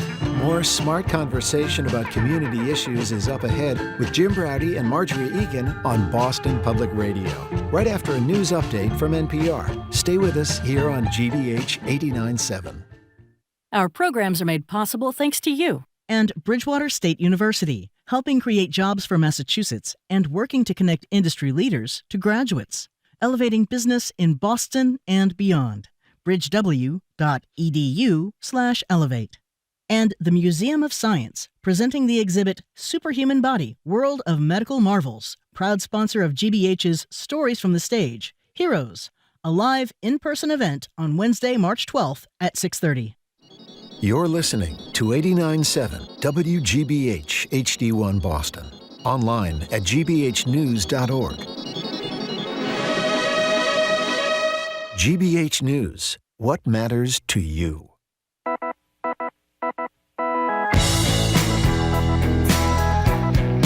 Welcome back to Boston Public Radio. Jim Braude and Marjorie Egan. We're bringing you live coverage from time to time of this House Oversight Committee hearing. There are only about 200 more Congress people with questions. Actually, there are about 50 more. Yeah, how late could this go on? Late.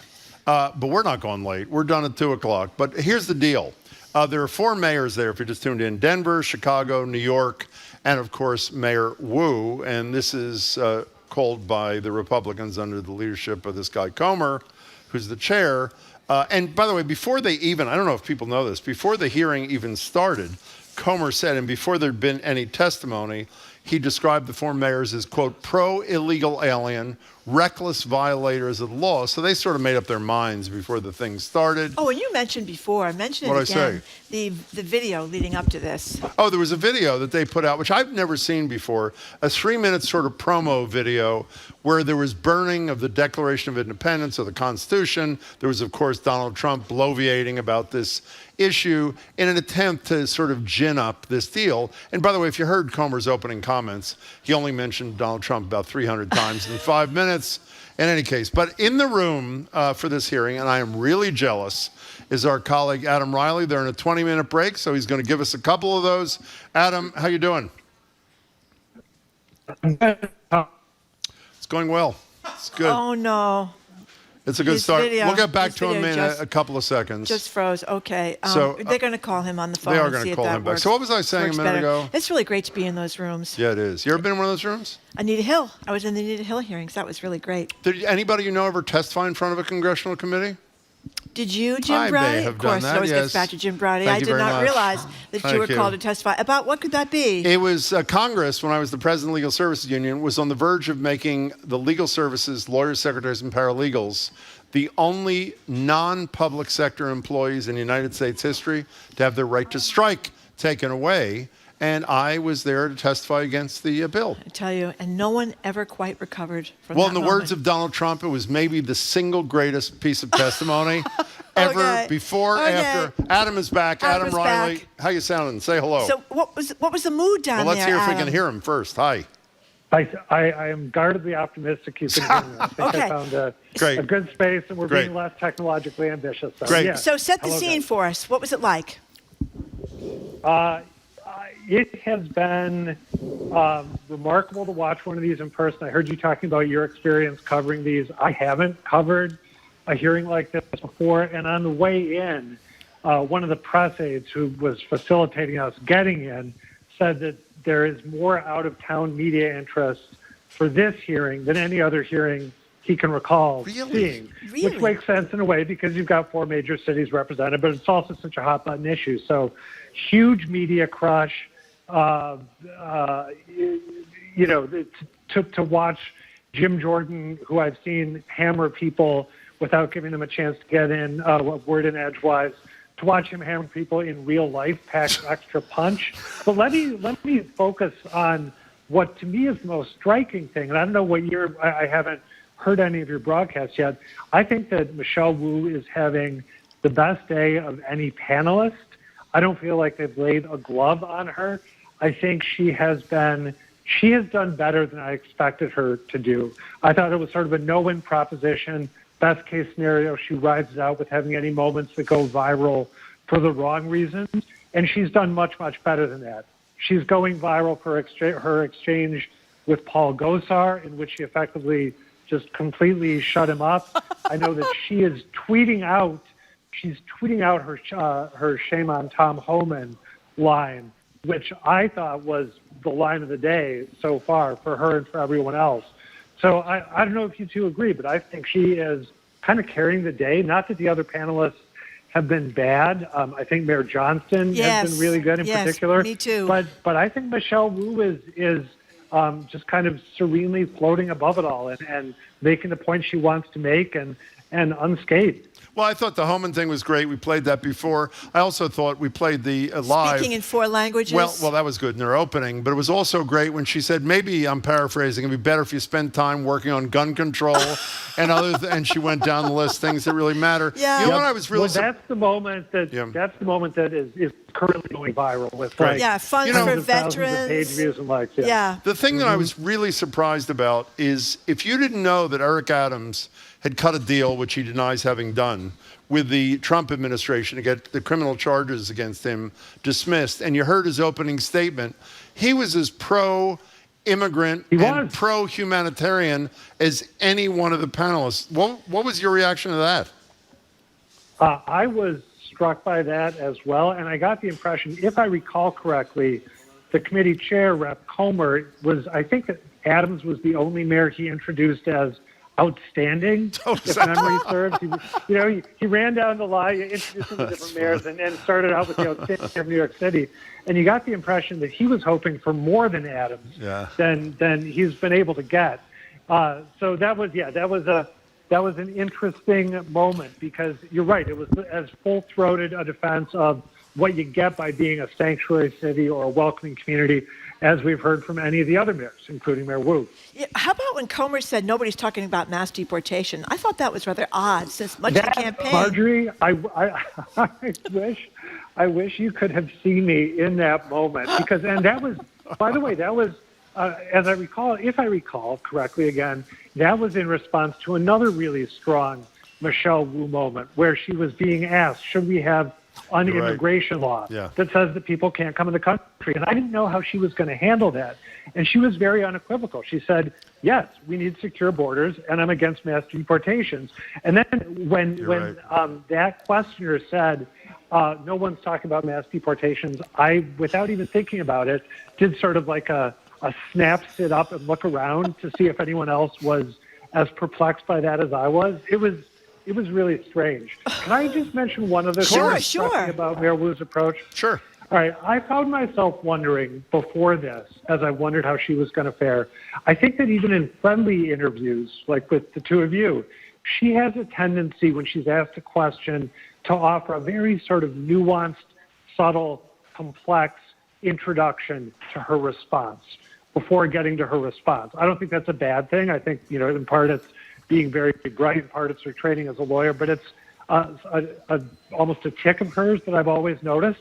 She hasn't been doing that today at all. Yeah. There is no hemming and hawing. When she, her responses are direct, they're immediate, they're terse, they're punchy, and I think that's one reason that they've struggled to make her sweat that the Republicans who control the committee have struggled to make her sweat in the way they made some of the other mayors sweat. So is any of this going to be tarnished by hiring the outside law firm for, I think, $6.50 an hour to prepare her? $9.50 an hour. $9.50 an hour.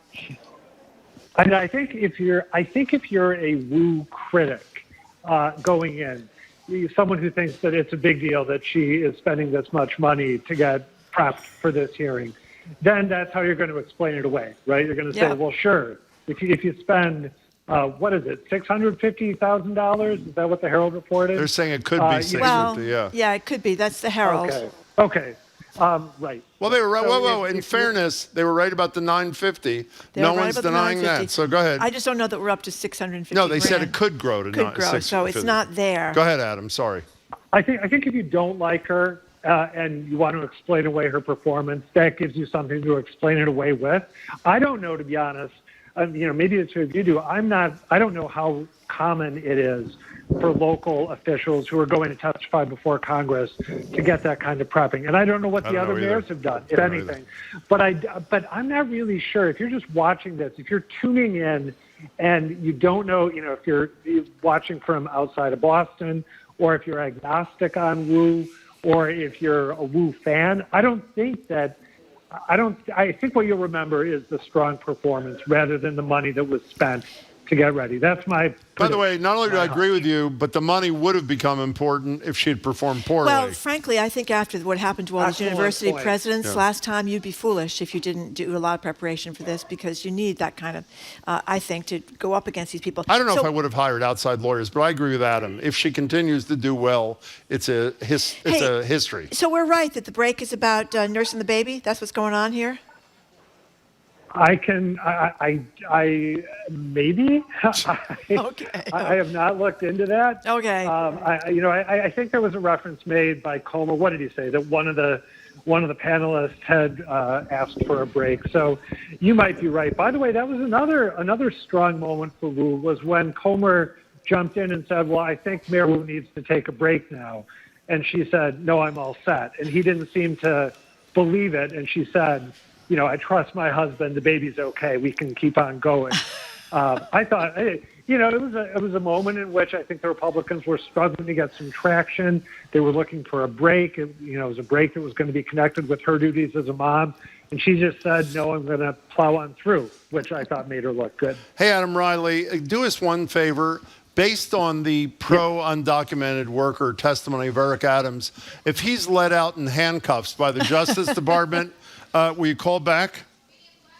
I will absolutely give you a call if that happens. Adam, this is great. It'll be fascinating to see. Yeah, have a great time, Adam. I wish I could be with you. Well, That would be a great day to be down there. Being in the room where it happens is a whole different experience than anything else. Thanks so much. It is a special thing. We're glad you're there, Adam. Thank you, too. Thanks for your time. We're joined now. No, according to the local news in Denver, Johnson also hired an outside firm to prepare for this hearing. So thank you to our staff for that. We're in a break. The Committee on Oversight and Government Reform is in a break. I think there's about 10 more minutes. When it resumes, we will resume covering it. The Attorney General joins us live at the library at 1 o'clock for an hour of Ask the AG, during which time we will go to the hearing with her permission. She's already said, of course, it's fine if there are major moments. We're joined now by a national board member of the NAACP, the head of the League of Community Health Centers in Massachusetts, and a frequent guest on our show, Michael Curry, for his take on the first few hours of this hearing. Hey there, Michael.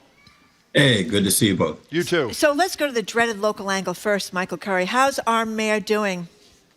I think she's doing excellent. I think you're right. The preparation did her well. I think I'm an attorney. She's an attorney. I think you can find yourself over explaining. Yeah. But when you're prepped for a hearing like this and you understand how Congress works, and you mention the college professors, the university professors example was the model, just answer the question and keep it simple. Make it plain. Yes or no, simple answers. I think she's doing that. And I would say this to your conversation previous to me joining. I honestly believe when I was growing up in politics in Boston, they said Boston politics is a blood sport. So I actually believe she's been trained in a city on taking tough questions. I've been in the room with her when people are grilling her and giving her a hard time about a mix of issues, including some that I'm concerned about. And I think she's learned how to respond in a very measured, calculated way. And I'm seeing that show up today in the hearing. Occasionally, she's unmeasured when she's here. She'll be here next Wednesday, but generally, that is the Unmeasured, I don't recall her being occasionally she unmeasured. gets, you can tell she's not happy. Flustered, Jim? No, it has nothing to do with us. It's an issue or a person who she's not. Now, one of the other things we discussed with that. And before you jump to that, I think about other examples, right? I was around with Mayor Menino, so I remember how passionate he would get about issues. Yeah. I would, Marty Walsh is a friend of mine, so I know some things would get his tension up. Yeah, so the reality is I think she is handling this extremely well. There was one comment I wanted to reference that she said. She said a lot of great stuff. Boston, safest city in the country. We still have work to do there. She's joined by leaders from across Massachusetts that are sitting behind her and supporting her. But she said, we are the city that people come to do good in the world.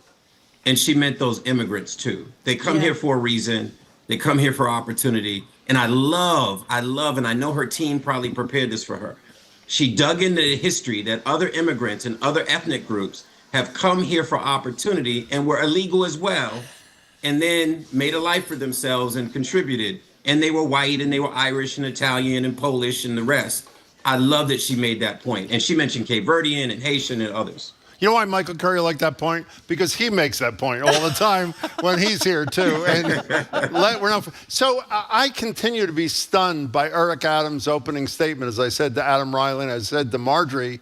If you didn't know his relationship to Trump, the dismissed and hasn't been dismissed yet, the possibly dismissed criminal indictment for corruption and bribery, whatever, you'd say he's as committed to protecting undocumented workers who have not committed crimes as anybody. Were you surprised in the wake of the Trump deal that he said what he said? Not at all. Not at Why? all. He's the mayor of New York City with the large immigrant population that are so integral to the operations of that city, the politics of that city. He's likely to be have a legitimate contender for that mayor seat, and therefore he knows he has to balance between appreciating the past that the Trump administration gave him, while at the same time respecting the politics of New York. Yeah. And the politics of New York is it is the place that people come as we think about the Statue of Liberty, where they come for opportunity. Illegal or not, people make a living in New York and make a way. And I think he's balancing that. I do think that they are giving him softballs, though, that even at the opening to acknowledge him and credit him was abnormal for a hearing of this type. But I think he has the favor of the Trump administration, and I see that playing out here. So if the final, 3 more hours, 4 hours, however long it takes, is not dissimilar from the first, whatever it is, 2 hours and 47 minutes, what's the headline tomorrow, Michael Curry? Yeah, I think ultimately, if no one makes any major blunders, I think it's all in some, what's her name? Chantel Brown. From Ohio, yeah. She called it performative, and these hearings are all performative, right? So as you said earlier in the show, I ask you a question, and as you get one word out, I interrupt you and I answer the question for you.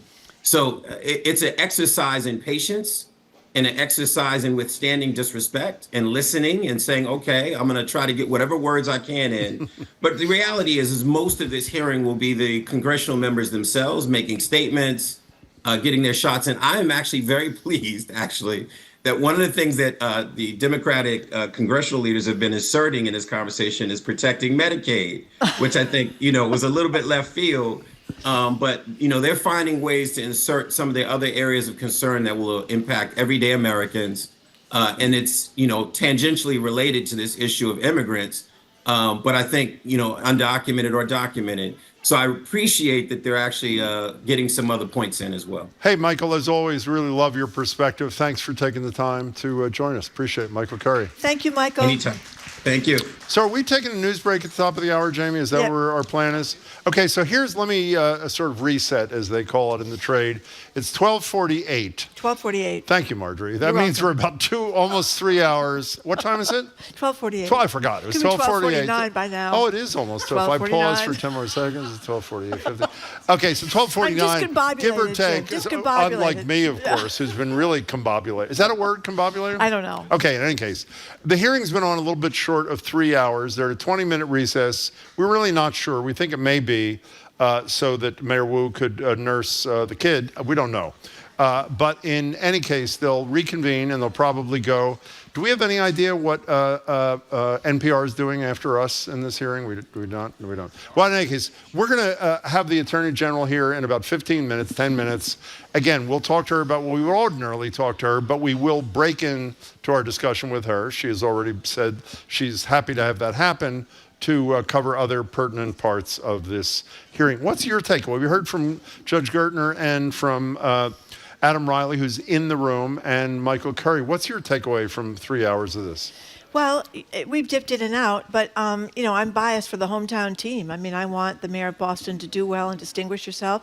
I think the guy from Denver has also been Johnston, is that his name? Johnston, very impressive, easy on the eyes, which doesn't hurt in politics. You are pathetic. Well, you are really let me tell you pathetic. something. Have you ever seen a more central casting cabinet than Donald Trump has? I mean, this is you have to be telegenic now to be a politician. I think there's unfortunately, that shouldn't matter. But is he telegenic? Who? Donald Trump? Yeah.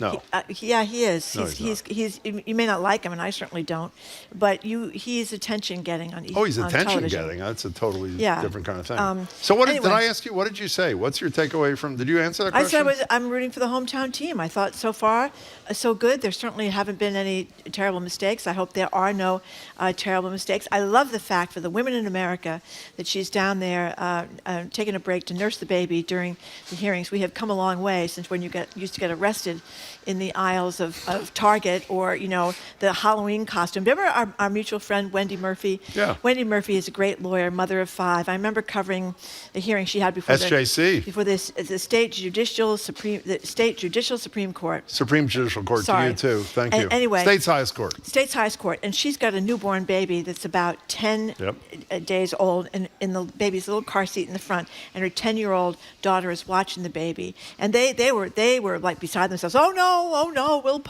they wouldn't postpone the hearing. That was it. They wouldn't postpone the hearing. So she said, fine. So she bring the newborn in. And I thought people were in an uproar over that. So we've come a long way in these affairs, Jim. Yeah, I also thought Adam Reilly is a pretty tough critic. I mean that as a compliment, not as what it might sound like.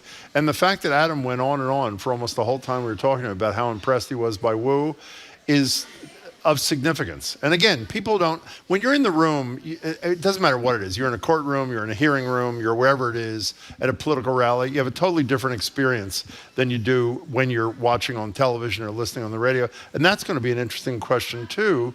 Is it a different experience when there are those dozens of men and women sitting on a higher platform than you, and you're one of the 5 people sitting in front of them answering questions? I don't know. Our number is 877-301-8970.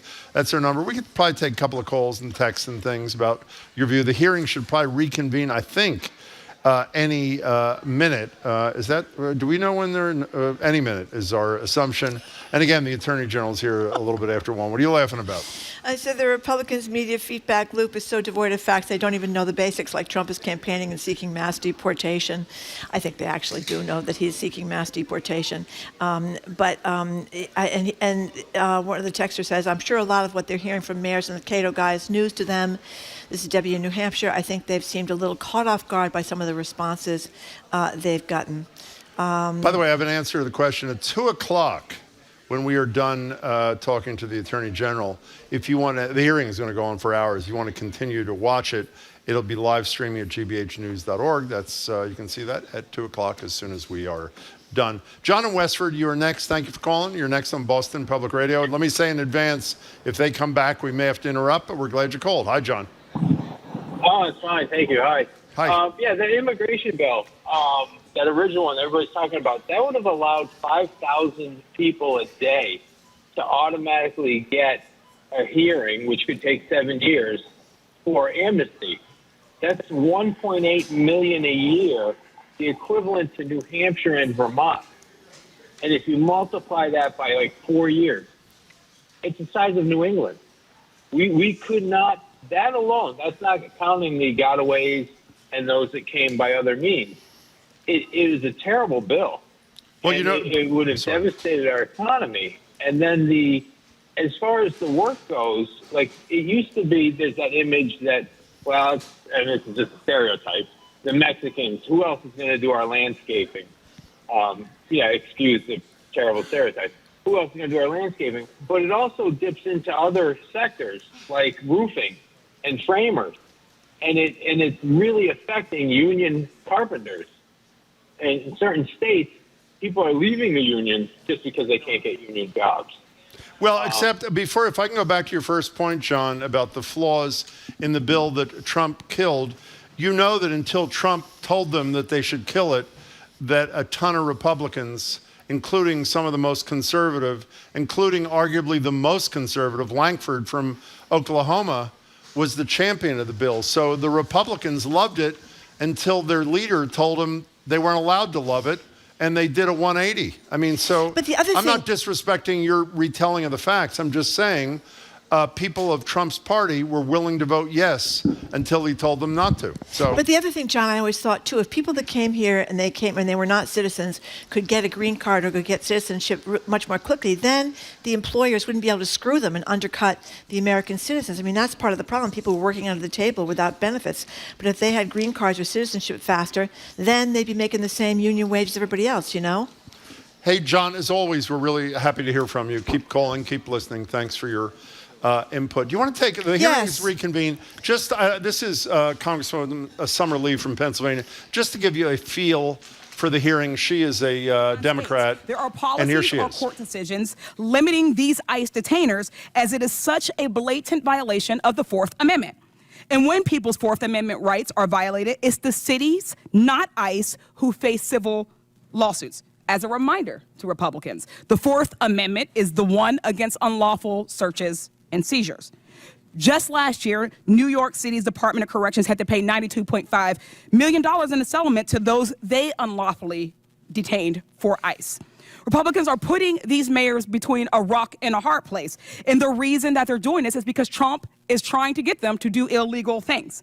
If they work for ICE, they risk violating their own residents' constitutional rights and opening themselves up to costly litigation. But if they don't do Trump's bidding, they're being threatened with losing federal funding. Today's hearing is nothing more than a shakedown against the mayors of some of our nation's biggest cities and a part of Trump's ongoing anti-city crusade. In Trump's America, if you disagree with his priorities, then you lose federal dollars. Just last week, Donald Trump actually called city leaders who oppose his cruel policies sick politicians. Just a few days before that, his border czar, Tom Homan, threatened that he would be bringing hell on the city of Boston. Mayor Wu, what do you think about these threats against Boston and their attempts to force you to enact policies that are against the very things your constituents voted for? The laws are most important and the safety of our residents are most important. And what I hear from all of our residents across every one of our neighborhoods is that, in fact, undermining the trust is what would make our city less safe. And so we need everyone to feel secure in their communities, like they can reach out, they can call 911 when they need help. And in our city, those laws actually help Boston police solve crimes. Thank you. Mr. Beer, question for you. I'd always thought that my Republican colleagues were strong supporters of state and local sovereignty and were against intrusion from the federal government. Do you think this lawsuit seems consistent with that position?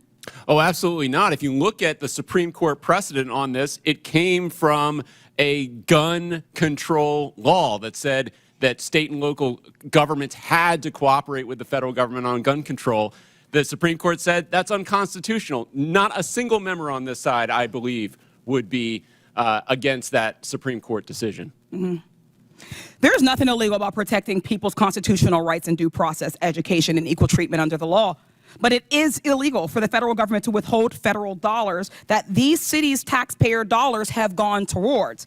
Mayor Johnson, Chicago ranks as one of the largest cities in the U.S. and has the third largest metropolitan economy, boasting a GDP of $860 million. This makes it one of the most economically diverse cities in the nation, correct? That is correct. Would it be fair to say that your city generates billions in taxpayer revenue and that the average taxpayer in Chicago and Illinois contributes more than around $20,000 in federal income taxes, which is more than $1,310 above the national average? That is absolutely So correct. can we conclude that Chicago residents pay significantly more in taxes than they receive in return, contributing at least $5 in taxes for every $1 they get back in federal support? More than our fair share. Thank you. Only 9 states have taxpayers that contribute more to the federal government than they receive. All 4 of our mayors are from states on that list. Yet Republicans are saying that they should lose that money because they don't agree with their dear leader.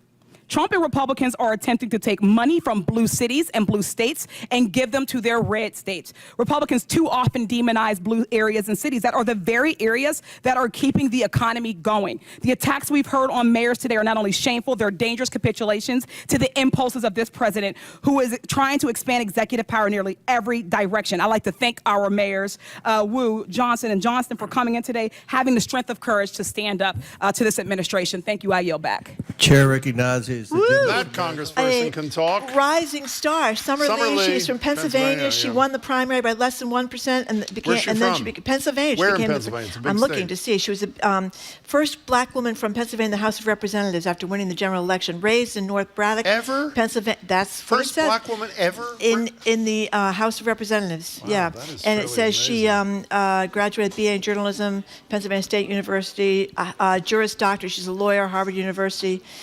Campaigned for Bernie Sanders, so she's obviously a liberal. But boy, that was pretty impressive. She's not to mention, she's. Oh, don't say it. I mean, you are so superficial. I'm telling you, you got to get with the program, Pathetic. Jim. You can't look like Mitch McConnell now and succeed in politics. Yeah, he didn't succeed in politics, did he? He's 80. Changed the course of this government Jim, for the next he's 50 years. like 80. He got elected Not like 50 80. years ago. Okay, This is a young. She's 37 years old and she's gorgeous. Okay, fine. Again, this is Marjorie saying this, That's not me. right. It embarrasses me too. In any case. Okay, I'm glad to say. She's from South Pittsburgh area. South Pittsburgh. Southwest. Thank you very much. One of the greatest lines ever What? is James Carville had a line. I'm going to sort of bastardize this a little. I don't intend to. He was describing the politics of Pennsylvania, which most people think it must be liberal considering where it's situated. Obviously, Donald Trump wins it fairly regularly. He says there's Philadelphia, there's Pittsburgh, and the rest is Alabama, which is really an apt description. 2 big Democratic cities, and the rest is a very conservative, very red state, as evidenced by Donald Trump's victories there. We're going to be joined in a couple of minutes by the Attorney General. And are they going to be able to ask a question here or no? Yes? Yeah, in addition to being able to call her or text her with a question, there's a mic over there, and one of our colleagues, who is Nicole, you go see, and Nicole will screen the questions and see if you make it into the final round is the deal. Let's go to Jane in Concord as we wait for the AG. You are next on Boston Public Radio. Thank you for calling, Jane. Hi. Hi. Thank you. Thank you. It's hard to talk after that great Congresswoman in She's pretty great. Pennsylvania. I know, she was great. Go ahead. I just wanted to say I heard a couple shows on NPR a couple months ago about how we do not offer permanent residency and work permits to students graduating from graduate schools at our universities. And Canada and England, they snatch them up and promise them permanent residency. And it's a huge loss to the United States because they get the benefit of our universities, which taxpayer money goes into, and then they don't get to stay here. Yeah. Well, so it should be part of the immigration reform that they're talking about at the hearings. Well, that's the HB-21 visas that we used to talk about all the time, where people that came here to the United States to get educations, it would be easier for them to stay. Trump is offering this $5 million deal now. $5 million. $5 million. But, you raise a great point because we do lose a lot of great talent. I remember years ago, this guy that was trying to start a Google-like firm couldn't stay in the United States and went back to the country he was from, which I believe was India, and started company there that earned people, hired thousands of people. So it's a great point, Jane. Thank you very much. Well, except at one point, Jane, I think the implication of your question, you said it should be included in the bill. There's not going to be a bill. There's not going to be a bill. There's not going to be. I mean, obviously Trump's position is, but he can do anything by executive order, even if it's violative law. And actually, our next guest is somebody who, with her fellow attorneys general, I assume all Democrats, when they believe he's violated the law with his executive orders, they've sued him. We're going to talk to her about that in a little bit too. We should thank you for the call, Jane. We should just talk for a second. You asked Nancy Gertner about the Supreme Court 5-4 decision forcing the Trump administration to resume payments, $2 billion so far in this frozen foreign aid. That is huge. That is first of all, it's huge because who knows if he's going to comply, and he doesn't, there's a constitutional crisis.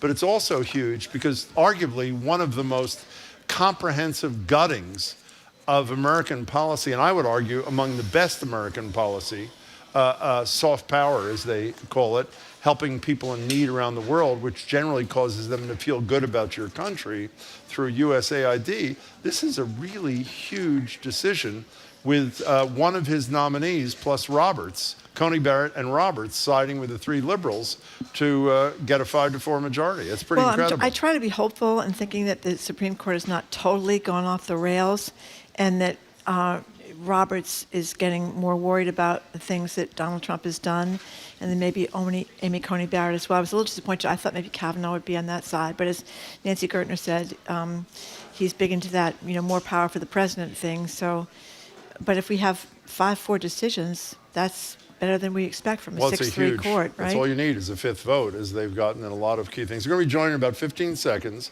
by the Attorney General of Massachusetts. And as we told you, we'll try to do a traditional Ask the AG, but we got her permission in advance that if it turns out there's a major moment at the Oversight Committee hearing in Washington, we will bring that to you live, and the Attorney General will then comment on it. We're now joined by the Attorney General of Massachusetts for a monthly visit, Andrea Joy Campbell. Welcome to the show. How are you?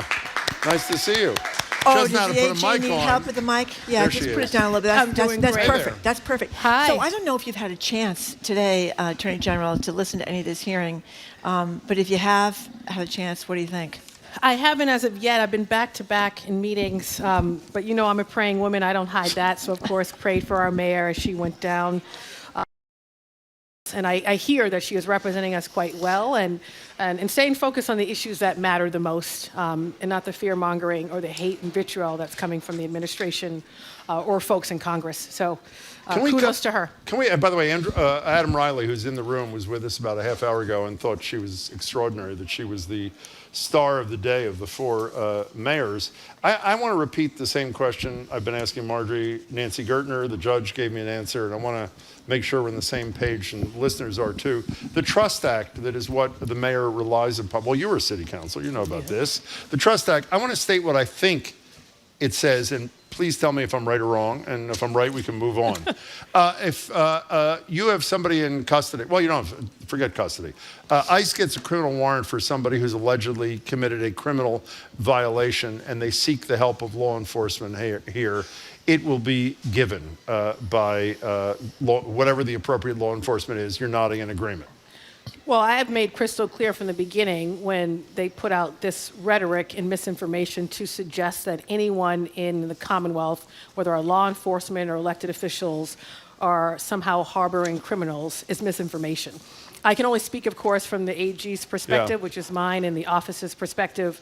Anytime we're holding anyone accountable for committing crimes or perpetuating crimes in our communities, we hold them accountable, whether they are immigrants or not. And that may mean incarceration, deportation, et cetera. What they're talking about, though, is different. They're talking about mass deportation efforts. Of course, a lot of rhetoric. We don't have a lot of details on what that means, but the rhetoric suggests they would take millions of people, round them up, and send them somewhere. And if you are thinking about that deeply, that would require them to probably pick up folks off the street who are here legally or currently in process through asylum or other means to seek citizenship. And so we make that distinction quite clear, and I assume, based on the question, that the mayor made that distinction as others. And I will just say this.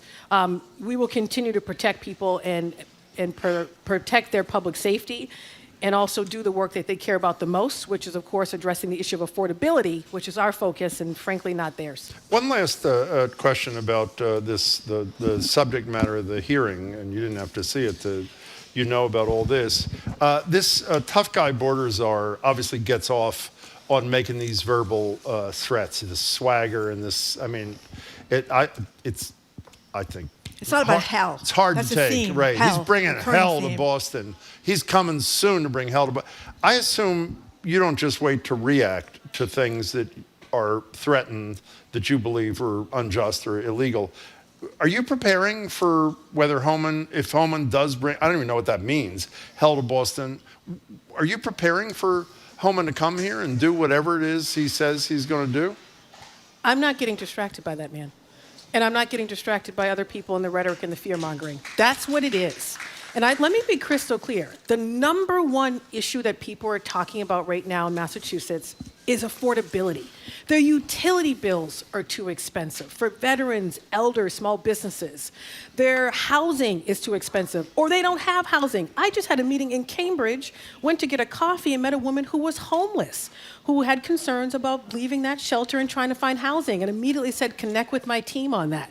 This is what people are talking about, and this is what the AG's office, my team and I are working on every single day to put money back into the pockets of our people, to do that in partnership with our state legislature that is working hard, with our governor, with our mayors, with local elected officials, with our residents, and with the business community. We want to put money back into people's pockets. We want to grow their wealth regardless of their demographic, and we will not be distracted by the nonsense coming from this administration. We welcome collaboration, but already they have demonstrated they're not willing to collaborate with us. Instead, they're focused on cutting our federal funding. And of course, that's my job too, to protect that money, and I will. Okay, I'll be distracted. I'm glad you're not. Yes, do not get distracted. Can we come back to Massachusetts and then we'll start taking some calls? Yes, let's come back to Massachusetts. 877-301-8090 is the number if you want to speak directly to the Attorney General. We have asked you probably for months and months and months, every month, what you plan to do around the question 1, which passed with 72% of the voters, auditing the legislature. And generally, what you said to us is, you haven't used this word, but when the question's got to be right before you decide whether or not there's a potential constitutional violation around separation of powers. Is that a fair statement? It depends what you're following up with. Okay, well, that was one dispute between you and Diana DiZoglio, the auditor. Yep. Last week, she was here right after she had come out with a report saying that the MBTA Communities Act, which you have been enforcing, is an unfunded mandate. You responded by saying she was wrong about the law and that what she was declaring had absolutely no impact. She came here and agreed with you that she didn't agree that she was wrong. She said it does have absolutely no impact legally. However, in the Globe today, she says you are scapegoating her and goes on to say sending your staffer, meaning your staffer, Attorney General, out to patronize and reprimand a constitutional officer, meaning her, and colleague of yours is cowardly. How do you respond to the auditor? I'm not going to be distracted by this federal gentleman you mentioned. I'm not going to be distracted by the auditor. And I'm going to be crystal clear, and this will probably be the last time I even discuss the issue, because I have been crystal clear and communicated every time I come on the radio that there at that time was one issue we were reviewing with the auditor, and that was whether or not we would represent her in her complaint around the enforcement of the ballot initiative. Mm-hmm. Right now, we are waiting for information, and we have for a long time through communications with her and her team to be able to proceed with that. She has not provided what is necessary to make that decision. We ask this of every state agency that asks us to represent them. There's a long list of questions and work we have to do. She has not provided that. That is not public because those things are subject to attorney-client privilege. And to get out here and suggest that we are standing in the way of transparency, or even to take your issues out on a staffer who works really hard, by the way. State employees are overworked and underpaid, especially my office as they look to take on the Trump administration, is unfair. So I will say that issue we care deeply about. We are following a process, but you can only do it if people are providing you the information you need to then make a determination. The second issue of substance, outside of just this question around the audit, is the unfunded mandate. We rolled up our sleeves to take on this housing crisis, again, another affordability issue that residents care about deeply. We challenged, of course, Milton in their determination. We won that case where the court said the MBTA communities law is mandatory and you have to come into compliance. So we're working with municipalities to do just that. To have the auditor put out misinformation and to be wrong on the law. On the Communities Act. The Communities Act has now created actually another hurdle where you have now municipalities suing the state, which now requires us to use taxpayer dollars to defend the state for what we know to be misinformation about the law. That does not help us address the housing crisis. So I've said from the beginning, I want to work with every elected official to get the job done and not to be distracted. I am not going to be distracted by all the media attention on what is happening. There are two issues at hand. We are working hard on them, and also at the same time working hard to address this issue of affordability. And what does that mean? That means addressing the housing crisis, not standing in the way of it. That means taking on everything related to these utility bills. That means fighting this federal administration to make sure we're getting our federal funding that we deserve, that they're trying to cut off, and to do it in such a way that is done with integrity, but most importantly, putting the people first. Okay, I have one last question, but before we do we have sound of this, or will we have sound in a minute? Oh, well, I'd like to hear what you're just writing. Nancy Mace from South Carolina, who's another one who did a 180 on Trump. She's a Republican, asked some pretty interesting questions to all four mayors. Can we go to that when you have it? Can you let us know when it's available so we can hear that in a second? This is in the current hearing? This is the hearing. That's Nancy Mace. And again, we're going to try. Do we have the sound? No, we'll get it in a second about some interesting questions. The question, just so a little bit of a tease, she asked all mayors whether breaking into the country, yes or no, is a crime. We'll give you the answers in a second. And whether they hate Donald Trump more than they love their country. That's pretty good. Hey, one last I'm sorry. One last question for you about this, and then you said you're not going to answer anymore, but we'll try. I think the 72% of the people who voted, well, actually, the 28% who voted no are entitled to know if the auditor has not given you what you say you need before you decide whether to represent her side in this dispute with the legislature. Can you briefly tell us what has she not given you that you need before you act? She knows what that is. Well, and we don't know. I'm not going down Why that path. Why shouldn't we know as people who voted for or against then the question? Then you ask the auditor. You ask her team. We put it in legal correspondence. These are letters, by the way, letters that she puts out publicly. We can do the same. The reason we are careful in how we do that is there's supposed to be an attorney-client privilege.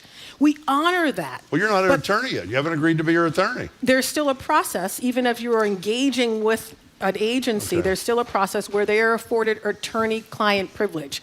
And so what I'm saying is, in order for us to do two things, there are two topics ahead of us. One has to do with an audit, which I've fully said I fully support the will of the people. And now if there's a dispute between the legislature and the auditor, we are addressing that. But to demonize me and my team in the process, to demonize the legislature, to demonize people in the process, we don't do that. We focus on the substance, which is if you want us to represent you against another state agency, frankly, one branch of government against the other, which is not something you do lightly, we need information from you. And what we continue to get is a runaround. Can I interrupt you 1 second? This is Congresswoman Presley and the chair of the committee, Comer, having a bit of a disagreement. Record, this is my right. Thank you. No. It is Mr. Subramaniam. Mr. Chair? No, you know the process of unanimous consent. You are not recognized. I have several articles to enter into the record. Mr. Subramaniam, if you don't go, we're going to recognize Mr. Timmons. Thank you, Mr. Chair. So much for that. We'll find out what that. I think it was just about entering things into the record for which you need unanimous consent, which is almost always granted as a matter of fact. So we'll find out more about that in a second. We're talking to the Attorney General. Our number is 877-301-8970. I want to just put a final point on this because we raised 2 points, and I think they're really important in that I said I want to focus on issues of affordability. We want to focus on being responsive to the people we serve every day. On the housing crisis, that under this affordability umbrella, along with the utility bills right now, is the number one issue that people are talking about. The letter from the auditor saying that that is an unfunded mandate has set us back. And now we have municipalities suing the state that get in the way of that. And people should be concerned because it's taxpayer dollars and resources and human capital we have to take to now defend the state against what we know is to be inaccurate on the law. The other point is on the question around an audit of the legislature. I put out a letter before the ballot question talking about the constitutional restraints and limitations of doing an audit. There was then the ballot question. Those constitutional constraints do not go away. The auditor and her team know that. So to proceed forward, we need them to tell us what is the scope of your audit. Not in big terms, in specificity, in correspondence to our office. Then we can proceed. So if we do not have certain basic information that we have asked for over and over again, politely and lovingly, without demonizing anyone's staff, then we cannot proceed. But I want to stay on the substance of the issues, not make it personal, because at the end of the day, this is not about us. This is about helping people every day deal with the issues of concern in their daily life. And that's where I'm going to stay focused. By the way, our colleague who's watching the hearing said Presley was not recognized even though she had been previously. She wanted to put in the record reporting about how American-born citizens are more violent than immigrants. That was refused. She spoke as a survivor of sexual assault herself and was shouted down by the chairman. Comer. 877-301-8097. Should we take some calls, Marjorie? Sure. Let's go to Paula in Everett. Thank you for calling, Paula. Hi, Paula. Thank you for taking my call.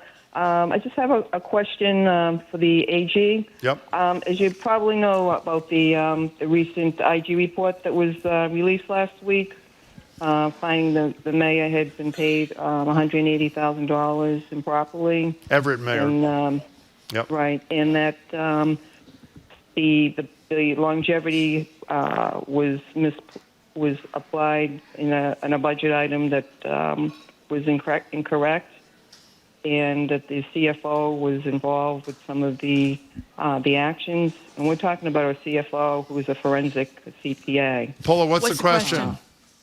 My question is, with the report and what's going on in Everett, does the Attorney General's office have any plans on coming into Everett to see if there are any criminal activities that would be a fallout from the IG's report? Paula, thanks for the question. Attorney General?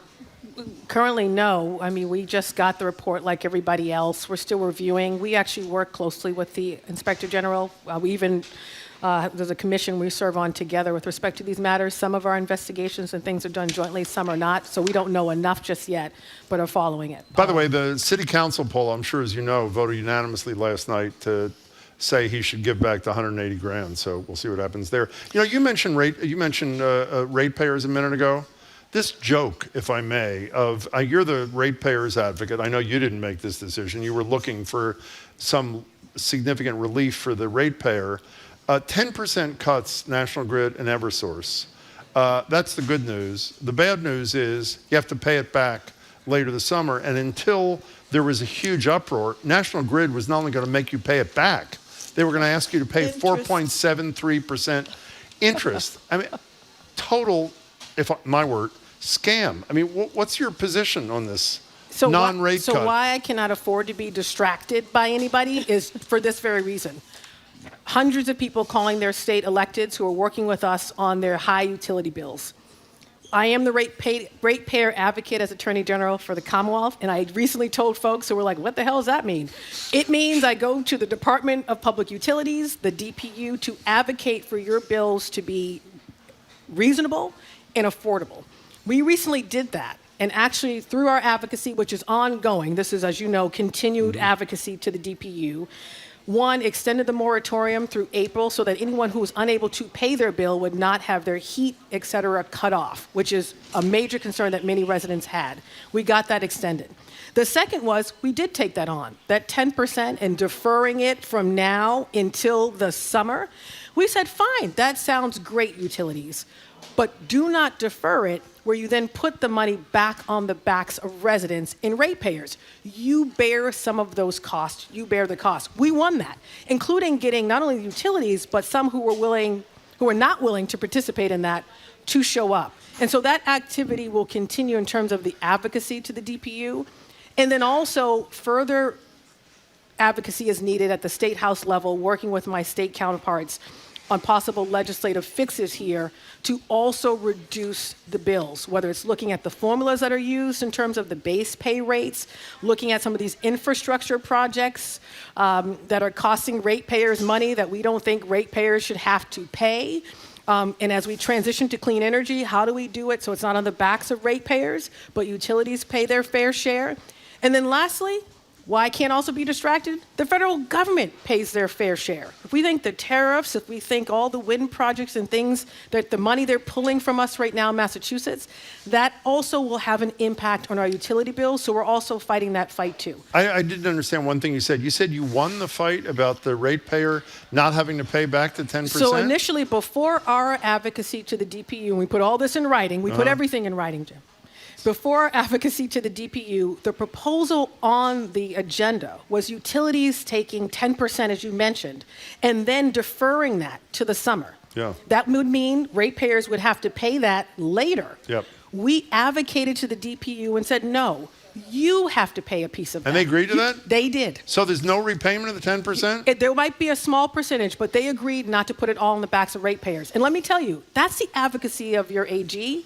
That's the advocacy of our energy division. That's the advocacy of our office. Media, pick up on that. Don't write on the auditor, write on that. Talking to the AG. Attorney General Campbell, Just saying. What are you doing? You're involved in some litigation against the president. Yeah. What's going on?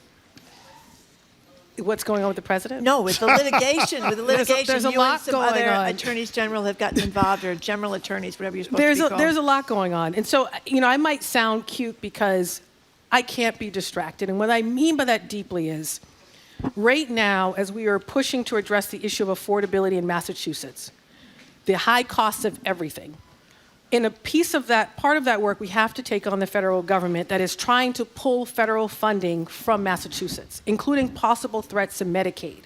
So we have shown up in court leading the charge with other Democratic AGs across the country to protect NIH funding. And if you don't know what that is funding and research funding to deal with Alzheimer's, Parkinson's, every disease that you can think of, pediatric cancer.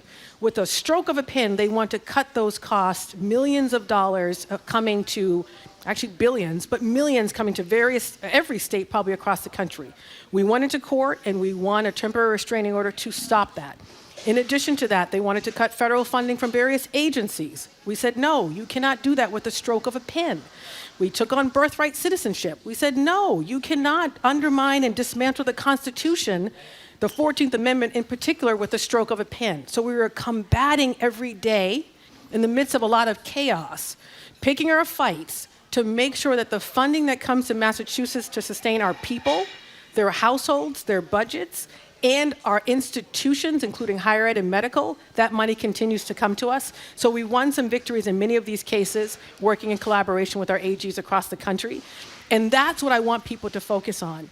It may be at moments people are feeling fear and hopeless, but know that you have an AG that is fighting on your behalf, fighting on behalf of constituents, and doing it with an aggressive posture where needed. And I would also say doing it with love, integrity, hope, and compassion at the same time. Do you mind if we play a little sound from the hearing? I do mind. I don't want to listen to that. Okay, No, I'm joking. so I'm joking. Here is Nancy Mace. We mentioned. I don't know what's going on, so you play something and I have no context. Well, so I don't you're know going what's to hear happening. it. Here's Nancy Mace, who we mentioned a minute ago, asking a question that involves rape, which was why Ayanna Pressley was attempting to get some documents in the record. Here is that exchange with, I assume, some of the mayors responding to it. Here is Mace and then the mayors. You'll hear it. When an illegal alien rapes a woman, do you believe you're on the right side of history? Mayor Adams, yes or no? Say that question. Okay, Mayor Johnston. When a legal alien rapes a woman, do you believe you're on the right side of history? Yes or no? I will charge and prosecute them. Yes or no? Okay, well, okay. You said you would go to jail, didn't you? I will for charge harboring and illegal prosecute aliens or something, Mayor Johnson? Could you repeat your question, please? When an illegal alien rapes a woman, do you believe you're on the right side of history? Could you clarify that question? Okay, Mayor Wu, yes or no? No, rape is obviously Then horrible. why are you letting rapists back out onto the streets of Boston? That is not true. That is Okay. not That's what's right. happening in When Boston. That's right. You want to react to that? No, whatever the mayor said. Okay, Mayor Wu here's a said little whatever. more. What does that question even mean? Well, what do you think it? But Okay. again, this is the point on distraction I want to keep coming back to. We're here listening to that. Majority of Massachusetts residents probably right now are at work, or they're thinking about how they're going to pay for elder care for their loved one. They're thinking about how they're going to pay for their housing, their rent, or frankly, that utility bill that I just mentioned, where many have gone up 30%. They're thinking about what we will do in terms of not only getting by, but hopefully how they can even grow their wealth so that their children do better than the last generation. That's what we want to focus on, not these crazy questions that drive misinformation, drive fear, and drive despair, frankly. But am I allowed to disagree with the Attorney General without a consequence? I think I can, right? You can say whatever you want. Okay, so this is part of the Republican agenda. Everybody has heard people like Wu are letting rapists out on the street because they love all people here undocumented. And hearing Wu slap it down, I think is of value, actually, even though the question is BS. Here's another question that's going to totally drive you nuts. Here's Mace again. Do you all hate Donald Trump more than you love your country, Mayor Adams? Oh my God. I respect my president. I respect my Yes or country, no? and I You're having the respect hardest my time today. Senate. Mayor Johnston? I love my country. Yes or no? I love my Okay. country. Mayor Johnson? As a son of a pastor, I love everyone and this country. Mayor Will? I love my country and my city. Okay, we're not going to play another one of those because we're going to get the Attorney General angry. It's a No, distraction. I love the Commonwealth, and you know me, I'm very God-fearing, so I was We up at do the crack know of that. dawn praying for everyone, including our president. Let's You've got take to some- circle them in prayer. Is that Right. true? Absolutely. I'm not a praying person. You I really? am. I absolutely No, I am. know you are, but you pray for the president? I pray for everybody. What, to do the right thing or to be well? Or I what do was you... just at an event with Councilor Julia Mejia. Yeah. She was celebrating the Dominican community and their independence. It was a big breakfast. And at the end of that, and lifting up the guidance and supports where resources we're putting out to folks in this community, including young people, I said, you know, I continue to pray for our folks and that I serve a God who is, one, sustains my hope and my joy, but most importantly, allows me to go through this world with no fear. But I also said I serve a God that is bigger than this so-called human power, so-called human authority, so-called human money and greed, and even at moments, evil spirit. And not everyone shares that faith tradition, and that's okay. But it drives me in my work, and why that's important is not only because it sustains me, but it allows me to see the humanity in everyone, including the president, and not to make it personal, but to keep it about the issues, to keep it about the work, and most importantly, to do the work on behalf of the people I serve with integrity, with love, and compassion. Wow. You're supposed to pray for your enemies, Jim. I've heard that. Okay. We might have to start some prayer circles on this call. With you, Jim. Come on. I think I need a lot more than that, Attorney General. Alexis in Cambridge, you're on with the Attorney General of the Commonwealth. Thank you for calling. We really Alexis, appreciate it. is it? Alexis, yes, Cambridge. Hi, Alexis. Hi. Hi, Attorney General Andrea Campbell. Can you hear me clearly because I'm on Bluetooth? Yes. Yes, I can, Alexis. Okay. I'm just looking for some advice. I was really frustrated recently when I heard that Herb Chambers sold all of his dealerships except for the Mercedes one for like $1.34 billion. And meanwhile, my Kia Soul has been at the Burlington Kia dealership since December 16th. And the only need was for the engine control unit to be replaced, which can only be done at a dealership. I was told nothing would happen for a couple of weeks because of the holidays. So I tried to show grace, and I waited until after the holidays, third week, a fourth week, and I finally called them after a month. Okay. And I learned that my battery is bad, so they didn't even ask me if it was under warranty, which it was. It was only 15 months old. They say that the battery burned everything around the engine. Basically, I think that they did something Alexis they weren't should supposed stay to on. do. Yeah. And Alexis, they told me that many of the people can I interrupt you? Alexis, the Attorney General wanted to say something to you. Yes, Do you want I to would say say, that again? Alexis, given just how personal it is, but also it sounds like it's bigger than this short time we have. Can you stay on, and Martin, who is from my team, is here, can take your contact so we can follow up and look into this? That would be wonderful. I'd be so grateful. And I just did want to make one more comment. Go right They ahead. told me from the very beginning that I shouldn't be surprised if it's going to be at least 2 months because they've had cars on a lot for 3 months. And it just seems like a lot of people are being affected by this. Alexis, I really appreciate don't go your help. away. We're going to put you on hold, get the contact information, and share it with the AG's office. Is Jeremy from Worcester here? Jeremy, you want to come to the mic? Jeremy is from Worcester, and he has a question for the Attorney General that actually a number of people are questioning or texting with the same question. Hi, Jeremy. Jeremy, welcome. Hi. Sorry if I talk too fast. I'm a little bit nervous. Take your time. Take deep breaths. Here we go. On December 9th, 2024, the Department of Justice released a report that found that the Worcester Police Department, quote, engages in outrageous government conduct by permitting undercover officers to participate in sexual contact with women suspected of being involved in the commercial sex trade. It also noted, quote, serious concerns about credible reports that officers have forced women to provide sex acts under the threat of arrest and engaged in other illegal sexual misconduct, end of quote. I have 2 questions. 1, I have not seen your office publicly comment on this report. Is this accurate? 2, will you commit to providing additional state oversight to ensure this egregious pattern and practice of sexual violence ceases in light of the Worcester Police Union's combative stance toward the report? Or do you agree with President Trump's hands-off approach? Jeremy, thanks. No, I do not agree with a hands-off approach, Jeremy. And by the way, you sounded great. You didn't sound nervous at all. No. We are following this closely. And obviously, before the current administration took over, we had collaboration, even with our U.S. attorneys. There were people we were in collaboration with. So I can only say that for now, but we are fully aware of what's going on. And just because we don't necessarily say anything public in the criminal context, it doesn't mean we're not following it.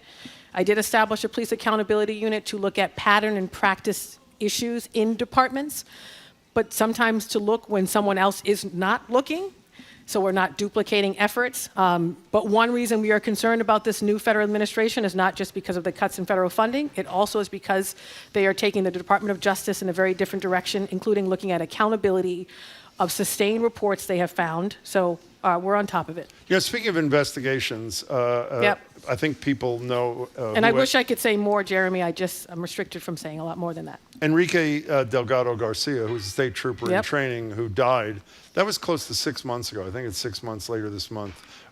Why is it taking so long? We don't have a conclusion yet. You appointed it's ongoing. Somebody. Why so long? It's an investigation that's ongoing. Thank you, Jeremy. Can you tell us anything about this? It's an investigation that's ongoing. But you know something, AG, though, that's, with all due respect, it has been 6 months, and one of the things that seems to happen here is these things drag on, and there's no answers, except with all due respect what you just said, it's ongoing. I mean, can we hope that it's going to be done in 2 months or 6 months? I mean, it's a long time to wait for a death in September. It could be from your vantage point, not necessarily from ours. When someone is doing an investigation thoughtfully and intentionally, we don't drag our feet. We are in regular communication, including with his family, which matters the most, and their legal counsel. And when we conclude this, we will be very public as to why it took so long from your vantage point, but also what it entailed and what the conclusion was. But I cannot say anything between while it is ongoing. It jeopardizes the integrity of the investigation itself. I also, of course, as you know, assigned someone, made that public because I could, and David is still working. David Meyer, yeah. Well, there is one more thing. I mean, obviously, this brought into question police training methods, the state police training methods. So is there some, what is going on with that? I mean, I assume we're not going to wait till we get the results of this young man's death to look at what the state police are doing in terms of training methods.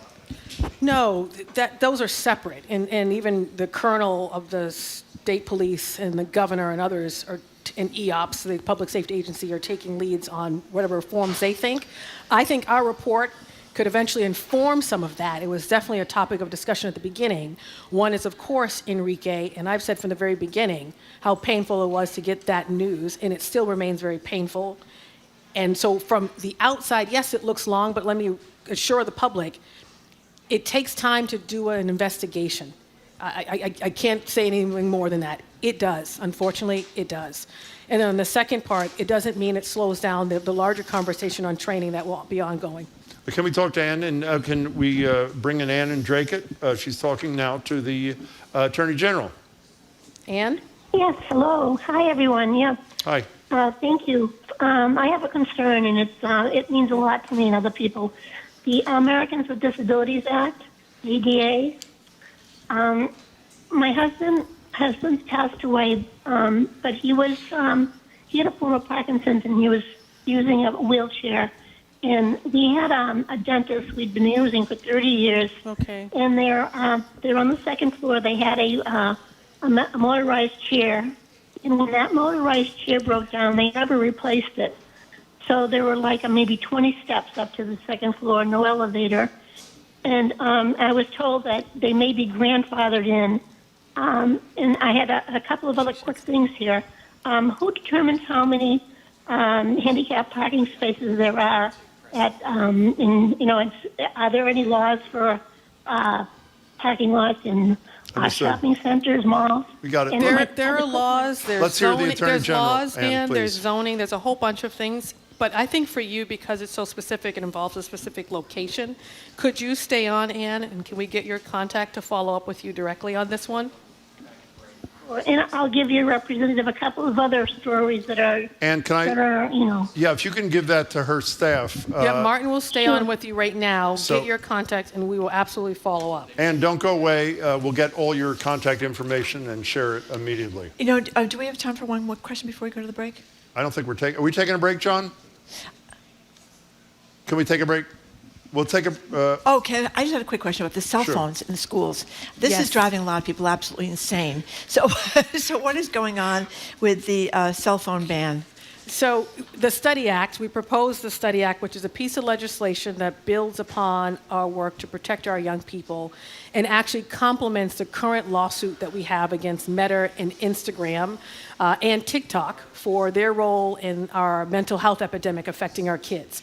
We know, to your point around how it takes too long, we know litigation can take a really long time.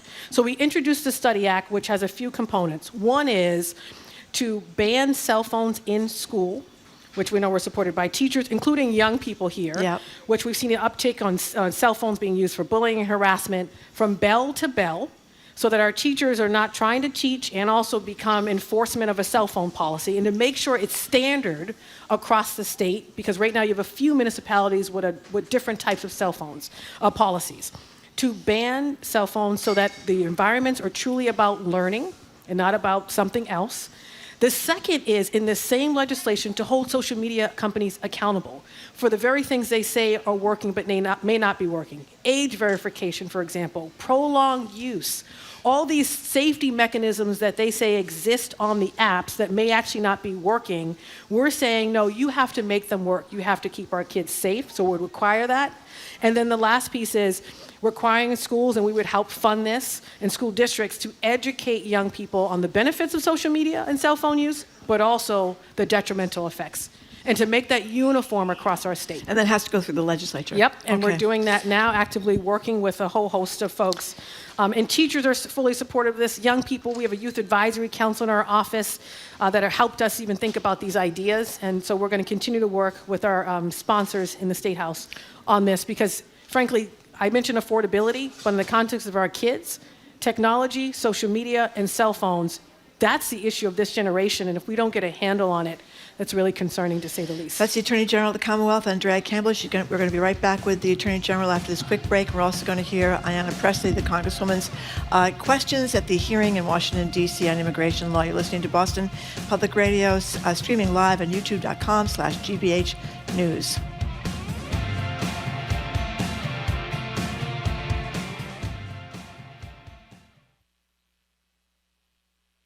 It's because of listener support that we're able to bring you trusted news from NPR. Your gift can also be doubled thanks to our Matching Gifts program.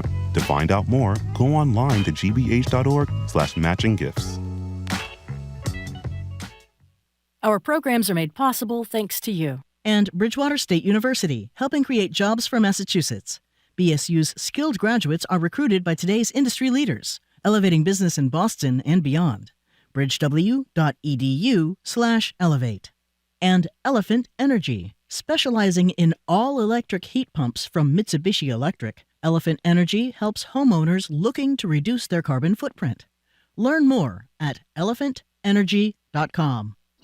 You're listening to 89.7 WGBH HD1 Boston. Online at gbhnews.org. GBH News. What matters to you?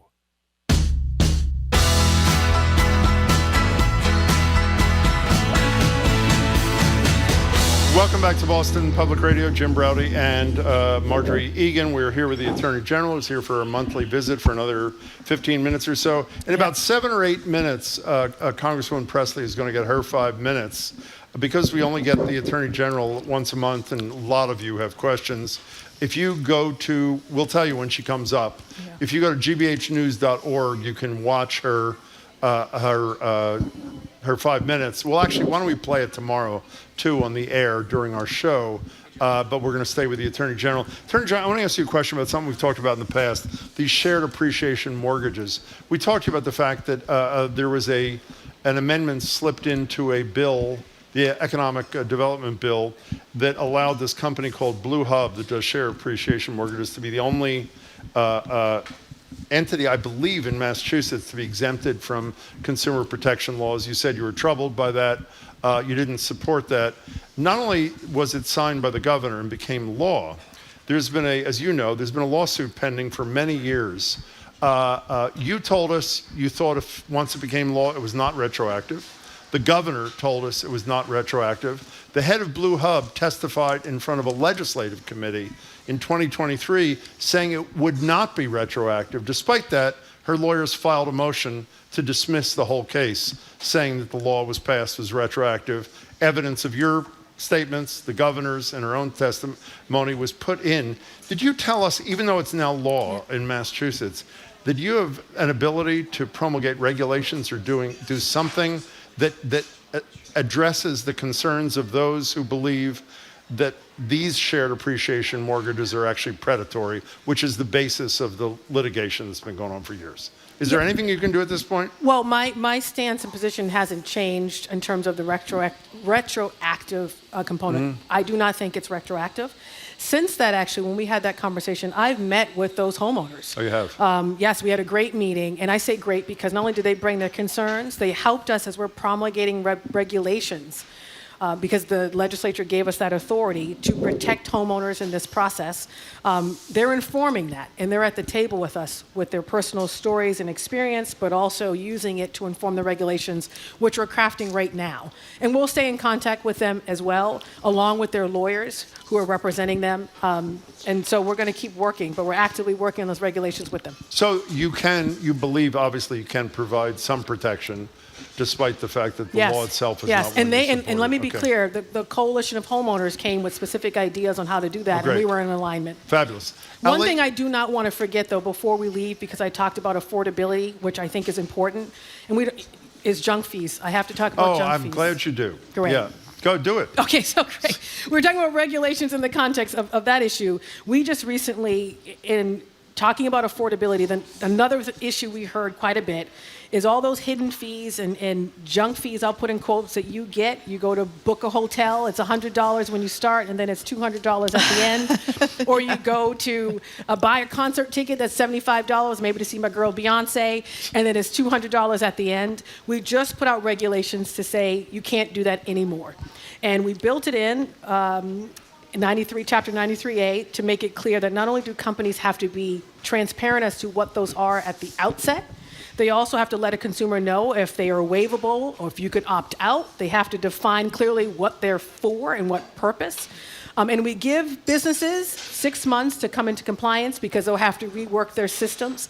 We got over 100 comments when we put out proposed regulations, but I just wanted to at least, because you obviously have an audience, folks who care about those hidden fees that climb up it's nation-leading work that we're doing in partnership with constituents and consumers to protect them. And it goes into effect in September? Am I right September about this that? year. So the companies have time to adjust Absolutely. their And we have internal time to stuff. even educate consumers That's on great. how to contact our office. Great. Ellie, I hope I got it right. In Leominster, you're on with the Attorney General. Ellie? Welcome. Ellie, I believe. Did I get it right? Allie, it's Allie. Allie, I'm Hey, Jim, sorry. it's Allie. Hey, Allie. Allie. Thanks Yeah. for calling. What's up? So, AG Campbell, thank you so much for my call. What I am basically calling about is since Trump came into office, we heard that there's only 2 genders. Basically, children are not going to have medical care. That was last night. What? And, I forget something else. Well, anyways, what plans do you have to take this administration to court? Oh, thank you. Thank you, Allie, for the question. And I didn't get your name wrong. Jim did. So we're going to pray for Jim. But Allie, thank you for calling in because Oh, my goodness. in this moment in time, I know we all have a lot of elected officials, but who your Attorney General is matters. We are at the forefront in terms of the actual tools to hold this administration at the federal level accountable. So on the funding piece, I mentioned earlier NIH funding, which actually funds all types of disease research and cures and treatments for children who have diseases, for adults, you name it. We went into court to fight against the federal government that put an immediate stop to some of those resources coming to Massachusetts and other states. We went into court when they had that memo that stopped agencies from giving resources, the OMB, famous OMB memo. We went into court immediately to seek relief. And usually when we're going into court to fight, we're doing it with other Democratic AGs in other states who are seeing similar harm, and we're winning. Where in the NIH funding case, for example, that court came back in less than 6 hours to give us a restraining order, meaning to stop the federal administration from proceeding with that. So all of these areas where they're threatening funding or actually taking action, we're showing up in court to fight back.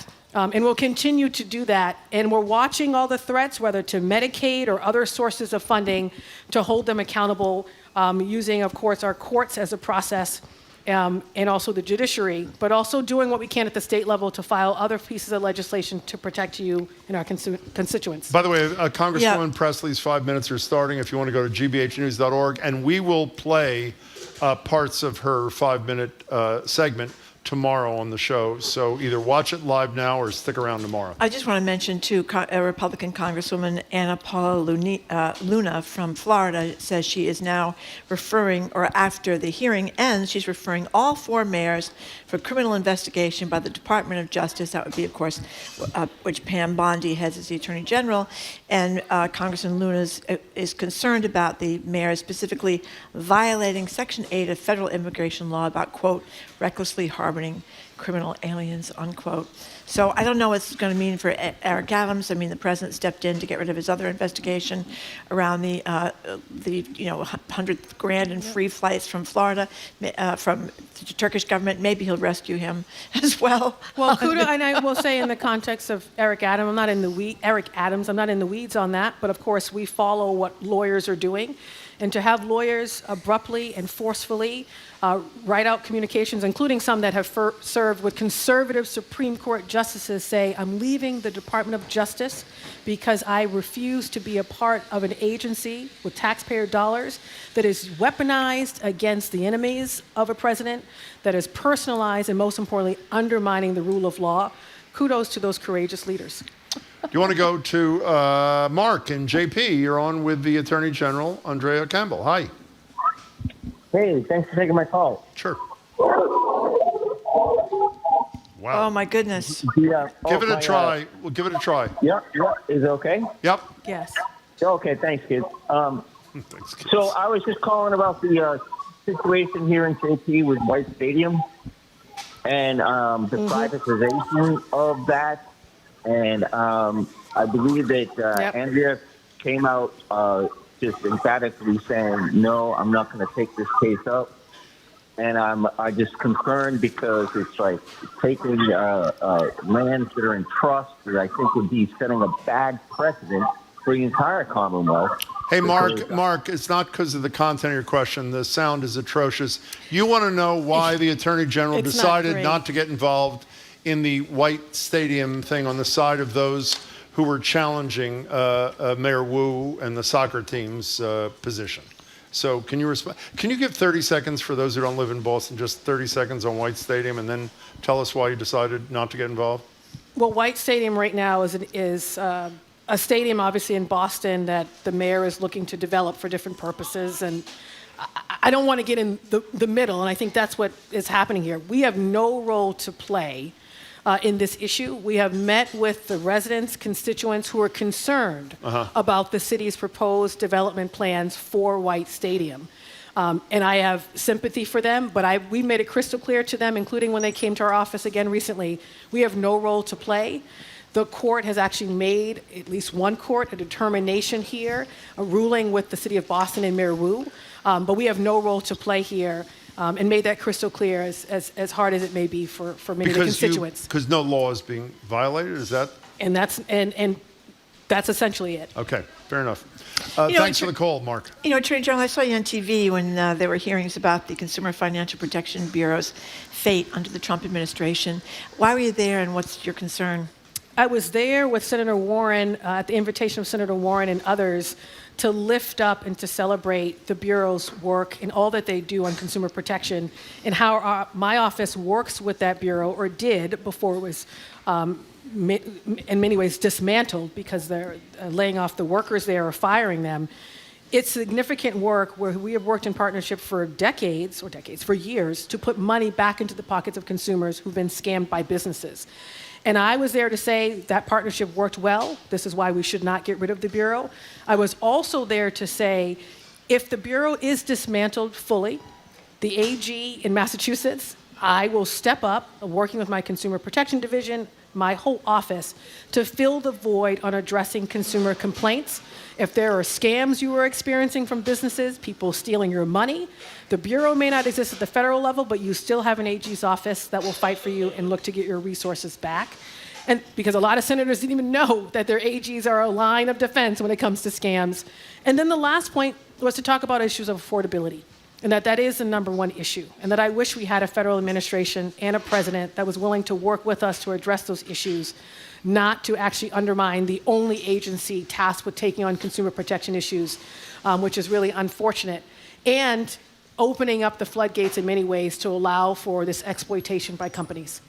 So when you say that, and I assume there are a lot of people nodding in agreement with you, you talked about context at the beginning of this hour.